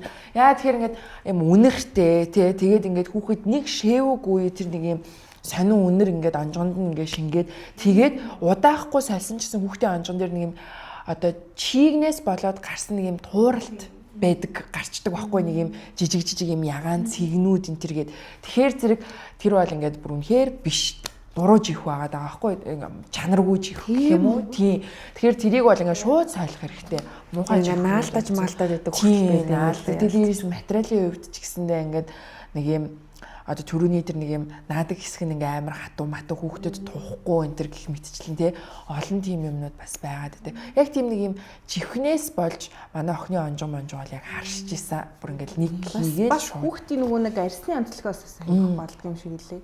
Тэ бүр ингээд айгүй имзэг арстай хүүхд. Манай охин бол яг хуу жихэн дээр бол битээр эхний эдэн сардаа бол зүгээрсэн. Тэгээд хөдөлгөөнд ороод хүүхэд өөрөө одоо яг битээр жихэн дээр айгүй жоох асуудалтай байгаа. Яг нөө хөдөлгөөнд ороод яваад гүүгээд өөрөө хөлрөөд байгаа учраас нөө нэг тэрэнд нэг юм давхар юм хөлрөх зүйл тэнд өөрөө хийгээд байгаа учраас ингээд тэг байн сольсон ч гэсэн жоохон оройдоо ингээл мааж гад байдаг ч юм уу тийм учраас битээр одоо нэг янз бүрийн өмсдөг живхийг л одоо туршиж үзээл аль дээрээч тогтоогүй л бас явж байна. Анхандаа бол яг хуу тогтсон нэг живхээ хэрэглээд айгүй хөөрхөн явж исэн. Тэнгүүтээ гүүгээд эхлэхээр ч бас айгүй гүүгээд хийлэг хэрэгтэй тийм үү тий. Хөвтж яагаад памперсаа чийлэхэ болно шүү дээ. Тий одоо памперс хийх гэж зөндөө бүр чөлөөт бүх юм барилдаа шүү дээ тий тэнцээ ч ингээ хавчиж мавчиж ингэж ингэж. Тэгээ яг өмсдөг живх ордог аахгүй тий зөв бушуухан баг оноол углаал татаал босооч аа. Тийм барьж авч арай гэж нэг юм тэгээд хөр хөвтөж мэвтэ хоёр талын яг тэнцүү мэнцүү наалгаж маалгадаг чи тэгээ байхгүй болчдөг те сүлдээ. Тэр бол хүүхэд ингэдэг гинэ 9 сараас 1 нас хүртэл одоо ингээ мөлхдөг штэ те. Тэгэнгүүт хоногт одоо ингээд яг ингээ гэртээ ингээ дураар өсөж байгаа хоногт нэг 2 км орчим мөлхдөг гинэ. Тэгэхээр тэр үр амар хөдөлгөөн бохгүй бид нар ч бараг хоногт 1 км алхахдаггүй шүү дээ тий. Тэгэнгүүт нөгөө нимгэн байх хэрэгтэй гэдг нь өөрөө тэрнтэй амар ач холбогдол. Ялангуяа хүүхэд нөгөө хөдөлгөөн одоо ингээл эхний 3 сар бол хүрх юмт хөвтчихлээ шүү дээ бас ч гэж нэг 6 сар болоод ирэхээр суун мөлхөн гэл хөдөлгөөн улам нэмэгдээд байдаг. Тэр нь 9 сараас эхлээд 1-2 км хүртэл ингээд ийм тийм бараг зайг мөлхдөг гэж аахгүй. Тэгэхээр нөгөө илүү бас нимгэн байх нь бас айгүй чухал байд юм бэ. Тэгээд нөгөө нэг одоо хүний бие ингээ 36 градус гэдэг штеп. Яг живхтэй хэсгийн температур нэг 0.7-аас 1 градус нэмэгддэг юм байна л та. Тийм учраас нөгөө ялангуяа эхний 6 сарда аль болох 3 цаг тутам сольж явах хэрэгтэй. Тэр нөгөө юм халуун бүлээн орчинд байх тусмаа нян үсэг таатаа нөхцөл бүрдээд байдаг учраас үнэхээр нөгөө яг онгойлонгод хуурай байвал ёстой сайн байна гэсэн үг шүү дээ. Тийм учраас нөгөө 1-2хан температур өсөхөд л нян үржих таатаа нөхцөл бүрддэг учраас юу яасан ягаагүй бүр ахтар баасан байгаагүй дүүрсэн дүрээгүй хамаагүй эхний 6 сард бол аль болох нэг 3 цаг тутам солих ёстой гэж үзсэн. Би ер нь айгүй аттай байсан юм байна тийм. Би хийл чи ямар ч юм хэрэгсэн. Үгүй гэхдээ нэрээ би өстой одоогор нэг судаг крем гэдэг нэг юм юу гэдэм бэлээ бүхсний улаалт гэдэг. Чи баг шинээрээ байна заяа. Тэгээд яг нөө ингээд нэг хүн явуулаад ингээд энэ айгүй хэрэгтэй ингээд чихний улаалт малалт юу янз бүрийн уралданд айгүй сайн гэд. Тэгээд би за окей гэд. Тэгээд тэрнээс нээш төрөхдөггүй заяа. Манай охины арьсч ер нь жоохон боорох шүү. Гайгүй арьсалтай. Тийм гэтэл ер нь би бол чихийг тийм асуудалтай гэж боддог. Аль ч чихийг хэрэглэсэн ер нь ингээл аюун гайгүй байгаад ах юм байна гэдсэн төсөөлөл бол надад байгаа. Нэг живхэл хэрэглэж үзсэн юм ярихгүй шүү. Үгүй тэр чихэн гайгүй байх юм бол бас гайгүй юм байл та. Эхний сонголтоо аягүй гоё зөв онсон. Анхнаасаа сонголт зөв байсан байна тийм. Тэгэд яг живхнүүд чинь бас ингээд яг няраа юм наадаг чих байжгаад өмсдөг болоод ирэнгүүт бас юм өөрчлөгдөд байгаа юм шиг байгаамаа. Тийм. Жохон бүтцэн дотоодсэн өөрчлөгддөг юм уу яадгийн эсвэл бол нэг арай нэмхэн байх гад арай нэг яадаг ч юм уу. Одыг өмсдөг чихэн дээр л би ямар сонголт хийх юм мэдэхгүй л тийм бэби лабик хурдхан л яг юм нөө нэг potty train болох гол зэдэл байна. Тийм. Baby lab дээр өмсдөг чих байд юм уу? Энэ юм уу? Энэ юм уу? Энэ тийм биш үү? Тэгвэл одоо baby lab-ыг хэрэглэж үзнэ. Нөгөө хамгийн гол нь айгу нимхэн гэдэг нь одоо яг брендийн хамгийн том давуу тал юм билэ. Тэгэхээр нөгөө түрүүний яг эмчийн элдэгч гэсэндээ те ингээ нөгөө хүүхд яг хөдөлгөөнд орж байгаа энэ үед бол бүр илүү нимгэн байх нь илүү тухтай нөгөө хүссэн хөдөлгөөнөө ингээд чөлөөтэй их боломжийг олгох юм л. Яг хөө нөгөө хөвтөж байгаад бол угаасаа хүүхдийн арцаг бол жоохон ийм байхад бол зүгээр гэдэг бүр нөгөө 2 дахь памперс өмсөөрөө 2 дахь өмсгөөд тэгээд ингээ үүрж мүрхэд хөлийн ингээ сайхан гаргаад явал арсны хөгжил сайн байна гэдэг чинь. Юу 2 дахь памперс үлээ юм.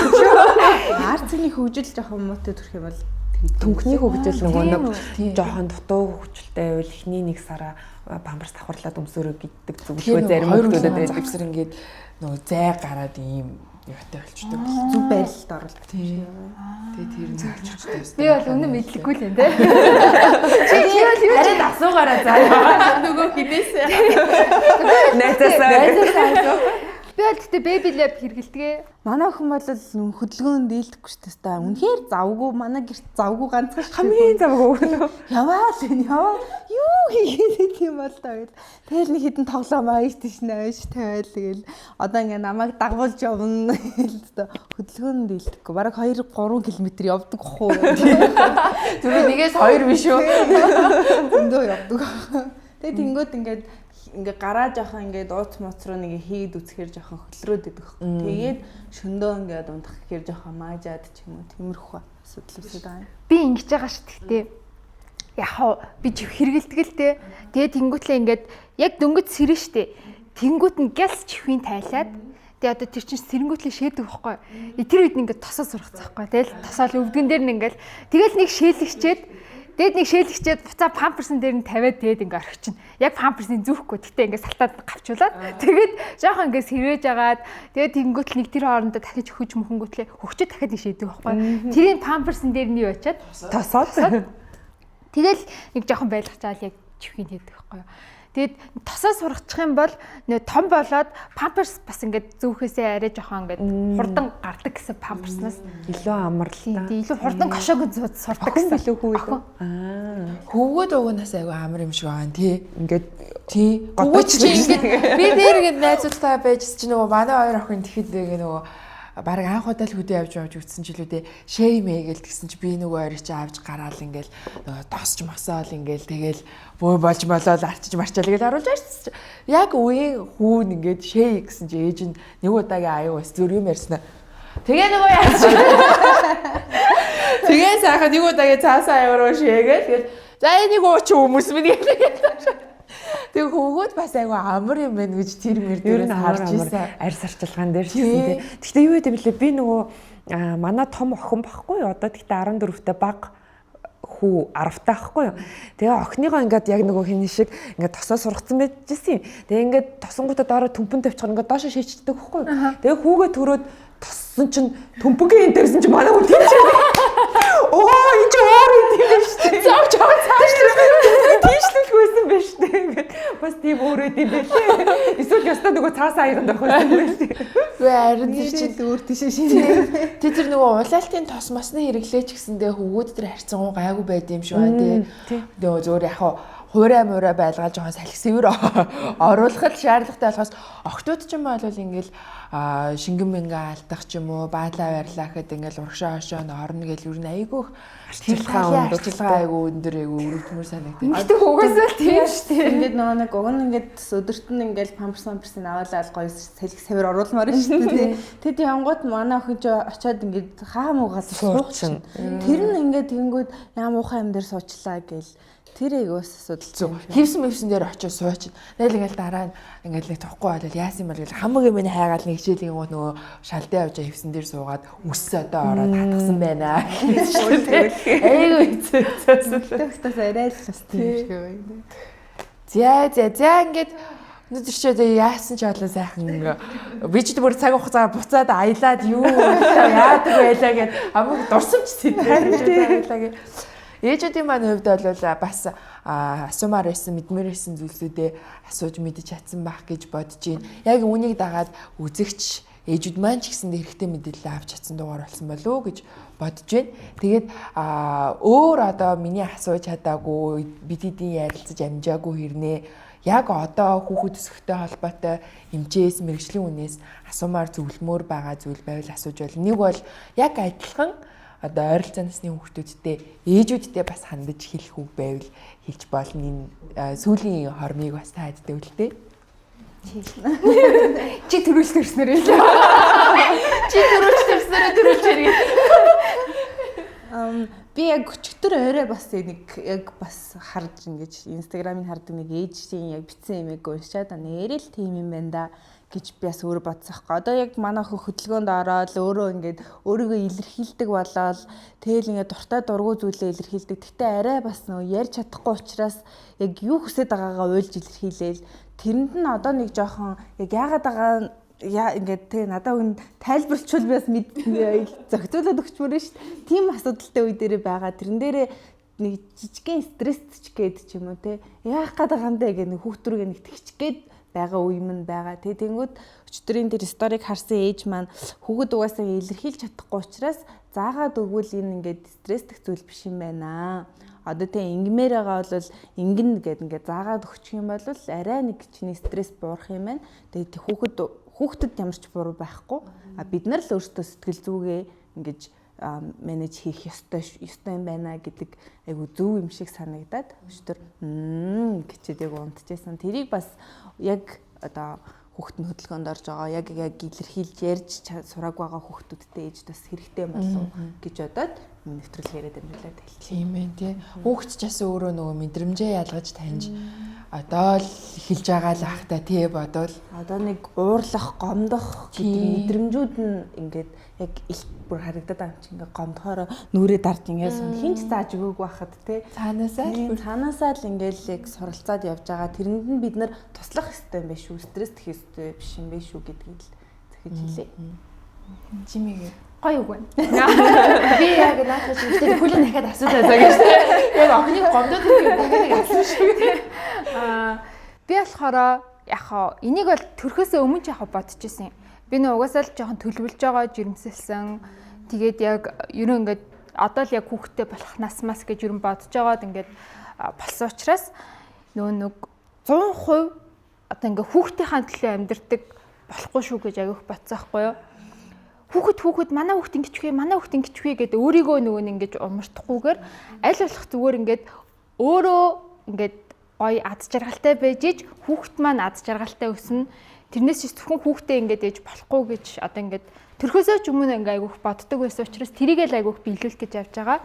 Тэгээ аль болох юм жижиг сажиг асуудлууд дээр стресстгүйгээр угаасаа л тэр хүүхэд бүр ингээд төрхөөсөө ахуулаад одоо ингээд бид нар бүх юмыг зааж өгөх учраас ингээд тэр болгон дээр аль стрессдэггүй зүгээр хүүхд маань иймдээ гэтээ зөвхөн дан хүүхдээ гэдэг юм бол улам стрессдэг гэдэг байгаа учраас өөрөө өөрийгөө гих цагаач өөртөө ингээд жоохон зарцуулахгүй бол бас хэцүү ажил шүү тэгээ тийм болохоор энийг амар гоё юм аз жаргалтай зүйл юм шигээр ингээд хүлээж аваарай тий.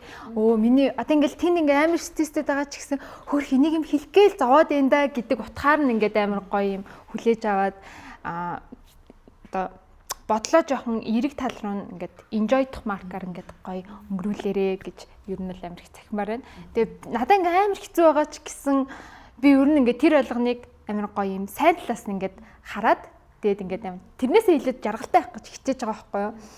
Тэгэл шүн сэрэл ингээл зүгээр л ингээл унтчихт нь хүртэл хэрвээ манай хүүхд уйлдаг хүүхд байсан бол бас хэцүү те унтж байгаад нь баярлая да гэж бодлоо жуулаар дунтдаг шүү те. Ер нь ингээд амар жижигхэн зүйлээс гоё кайф аваад тэгээд өөрөө амар гоё аз жаргалтай ээж авах гэж хичээж байгаа.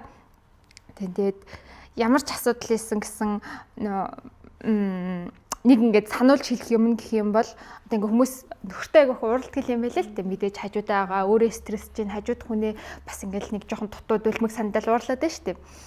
Тэгэд уурлахаас өмнө эхлээд нэг хэлээд би ингээд байна. Чи надаа ингээд өгөөч чи намайг халамжлахтай ийм үг хэлээд өгөө. Би ийм хүсээд байна гэдгээ эхлээ хэлээд тий. Тэгээд тэрийг нь биелүүлэхгүй бол ардаас нь уурлаарай гэж яах хүсэж байна. Тэгвэл нөгөө бид нар чинь дотроо нэг юм төсөөлчвөл тэрийг маань хийсэнгүү гэлээдэг. Шууд уурлаа.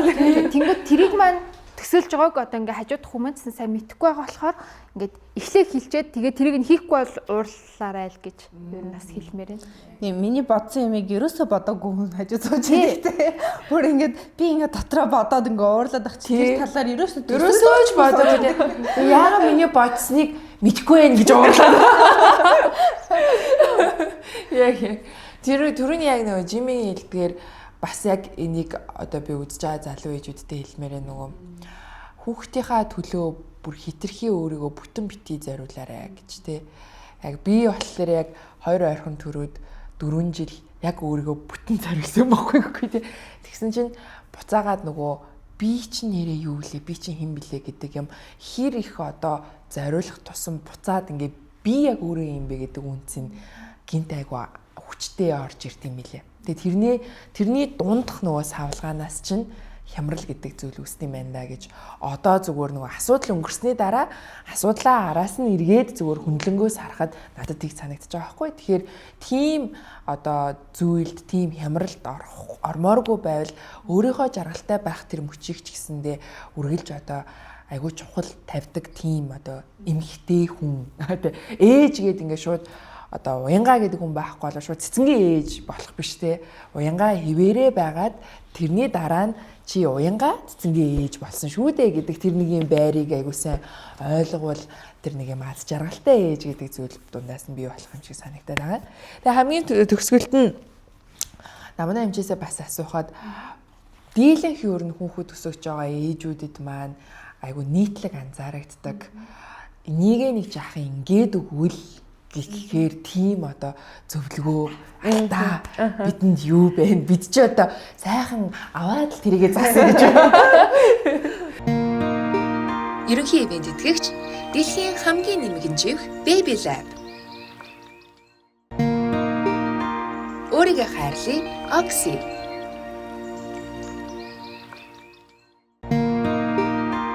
Hi Mommy. Их хүүхдийн бүтээгдэхүүний төрөлжсөн дэлгүүр. Над дээр ирж байгаа ээж болгон хүүхэд нь өвчтөй ээж ирдэг. Ер нь дандаа хүүхэд нь өвчтөй уйлсан, ээж нь өөрөө стресссэн хүүхдүүд ирдэг л те. За хүүхэд эхний 6 сараа өөрийгөө илэрхийлэх ганцхан юм нь уйлах. Одоо ой 3 сартай бол бас нэг ингэж штэ те. Гэтэл нөгөө мө эхний 6 сар уйлахаас өөр тэр хүүхдэд илэрхийлэх тийм эмошн байхгүй учраас тэр уйлалт болгоныг нь бас бити амар хүн дээр хүлээж аваарай те ялгаад мэдээж хэрэг өвдөж байгаа уйлт бол бас шал өөр байдаг шүү. За тэгээд хүүхд нөгөө дандаа өвчтөй ээж ирдэг болохоор илүү хүүхд нь өвдсөн үедээ гэж зөвлөгөө өгч. Хүүхд нь өвдсөн үед ээж амар стрессддэг. Ялангуяа наад хүүхд чи яагаад өвдөд байгаа гэл нөгөө ээж аав эмээ өвөө нөхрүүд нь хилдэг. Тэрэнд амар их стресстэй байдаг ээжүүд маань эмнэлэгт байгаа ээжүүд маань яагаад эмнэлэгт өвдөж яагаад хүүхд өвдөх ч вэ? Тэрийг амар гой хөнгөнөөр хүлээж аваасаа гэж би хүсдэг байхгүй. Тэр хүмүүс ч гэсэн та хоёрт л санаа зовж байгаа. Чамааг буруутгах гаагүй байхаа тий. Бас л яг л өөрт чинь санаа зовж байгаа учраас асууж байгаа. Тэрийг нь хөнгөнөөр тийм ээ харин гэл өвдчлөө ханаа зөндөө их байгаа юм байна ч гэдэг юм уу. Гой хүлээж аваасаа гэж би амар хүсдэг ээжүүдийг аль болох би нэг гайгүй нэг ээжийг загиндаггүй юм жохоо. Надад үзэлдэг хүмүүс тийм бахаа гэж бодож байна. Аль болох загиндахгүй л хичээдэг хүрхэн би ч гэсэн өөрөө залуухан ээжээс учраас тэгэхээр чамд ингээд шаардлага тавьж байгаа хүмүүсийг бас айгүй гой хөнгөнөөр хүлээж аваарай. Над хөгчөн сүүгүй байгаа юм биш үү гэж байгаа нь бас та хоёрт санаа зовж байгаа учраас л хэлж байгаа ах шүү. Нэгдүгээрт хоёрдугаарт ээжүүд манд хамгийн гол юм нь аль болох эмчийн заавраар им угаарай. Хүүхдэд им өгнө гэдэг маань хүүхдийн килограмм жинд тохируулж өгдөг ганц юм байдаг. Хүүхдийн эмч нар хүүхдээс өвдсөн үү гэж асуугаад хамгийн араас нь жин хідвэ гэж асуудаг. Ямар ч эмийг дандаа жинд нь боддог шүү. Тийм учраас дураараа битгий хизээж мөгрөө дандаа тун багдуулсан эсвэл ихтүүлж орж ирдэг байхгүй. Тийм учраас аль болох битгий тэгж өгөөрэй. За дээрэс нь нөгөө саяны хэлсэн групп чатуудаас аль болох баг зөвлөгөө аваарай. Нотлохоон суурилсан зөвлөгөөг аваарай гэж хүсье.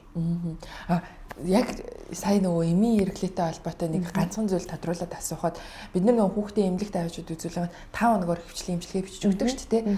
Тэгээд 5 хоногийн дараа дахиад автуу үзүүлээрэ гэдэг те. Гайгүй болвол дахиад үргэлжлүүлээд 7 хоног уулгачаарайч гэдэг ч юм уу нэг ийм нэг юм. Тэгээ энэ дунд нөгөө нэг яг хизээ имчилгээгээ солих юм, эмийн зогсоох юм уу, одоо үргэлжлүүлээд уулгаад авах юм уу гэх мэтчлийн нэг тийм хэцүү асуудлууд гардаг штэ ингээд юм 3 хоноод ерөөсөө үр дүн гарч ирэхгүй хэмээрэлээд гэхдээ цаана дахиад уулах хэвээр 2 хоног байгаад байдаг. Тэг нэг юм аптек ороод тэр эмийг бөөнд нь авсан байдаг гэдэг шиг те олон асуудлууд байдаг те. Энийг яг эмийн яг хэрэглэн дээр яг ямар үед тухайн имчилгээг хэд хоног уулгавал үр дүн нь гардыг хизээ солих хэвээр зогсоох хэвээр байд юм. Ямар ч юм хүний биед ороод 48 цагийн дараа 100% үйлчилгээг үзүүлж эхэлдэг гэсэн үг. Тэгэхээр 3 хоногийн дараагаас тэр хүүхдийн зовир намтахгүй байвал эм солих шаардлагатай гэж үздэг байхгүй. Тийм учраас 3 хоногийн дараа хэрвээ зовир намтахгүй байвал ялангуяа халууралт намтахгүй байвал шууд үзүүлэх хэрэгтэй гэсэн. Тэгэхгүй нөгөө ингээл за үйлчилчих байхаа нөгөө эмч 5 хоног өгөөрөө гэсэн ингээд өгөөд бүр ингээд 5 6 хоног халууруулчих хүрээд ирдэг байхгүй. Тэгэж болохгүй. Үнэхээр яг энэ үнэхээр үйлчлэхээр сайн болвол эмнэлэгт ч гэсэн адилхан хүүхэд нөгөө эмнэлэгт тэнгүүд 1 хоношоо зүгээр болчих юм шиг бас бодоод байдаг. Тэгэж болохгүй. Нөгөө л эм тариа үйлчлэхийн тулд 24-өөс 48 цагийг заавалжгүй зарцуулна. Тийм учраас 3 хоног амар чухал яг өвчтөе хүүхдэд. Тийм би бол тэрийг амарс чухал гэж боддог шүү дээ. Яг цагаар өгнө гэдэг. Яг. Тэрийг бүрээ сэрүүлэг тавьж байгаа яг үгүй нэг бид нар өөрсдөө ч гэсэн юм уухта яг цагаар өгвөл тэр одоо яг үйлчлэх хэмжээ нь яг режимэндээ ороод те ингээд яг амар зөв хэмнэлтэд ороод хурдан алдагдахгүй юм шиг байна тий бас. Ялангуяа энэ цагаар өгөх нь антибиотикэн дээр хамгийн чухал.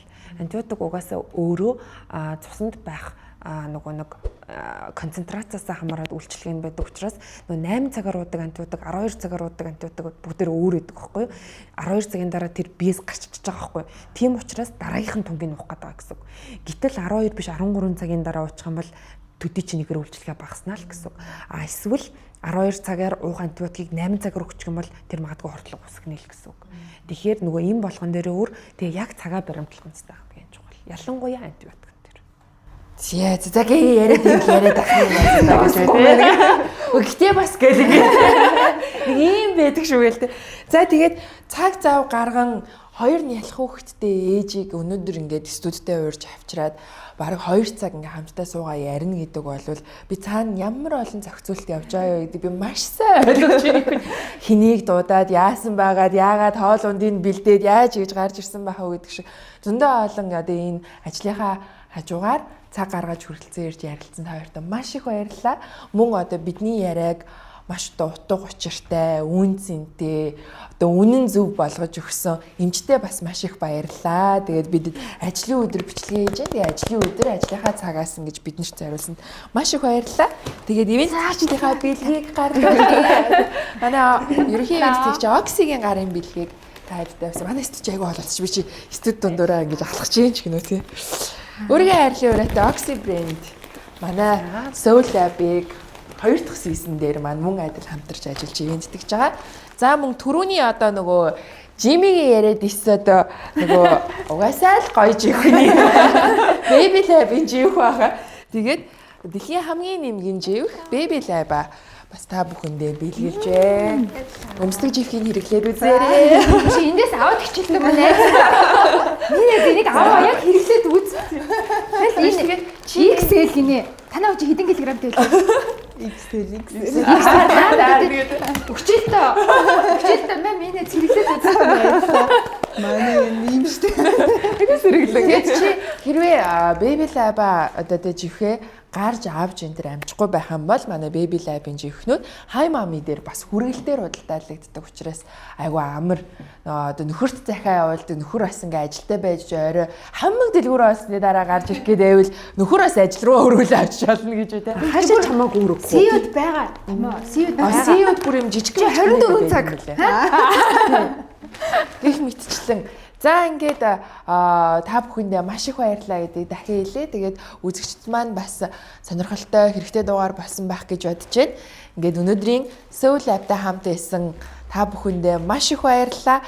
Нэвтрүүлгийнхаа урайг хамгийн төгсгөлд нь хэлээд дуусгая. Soul Lab таныг хизээж ганцаардуулахгүй. Баяртай. Bye.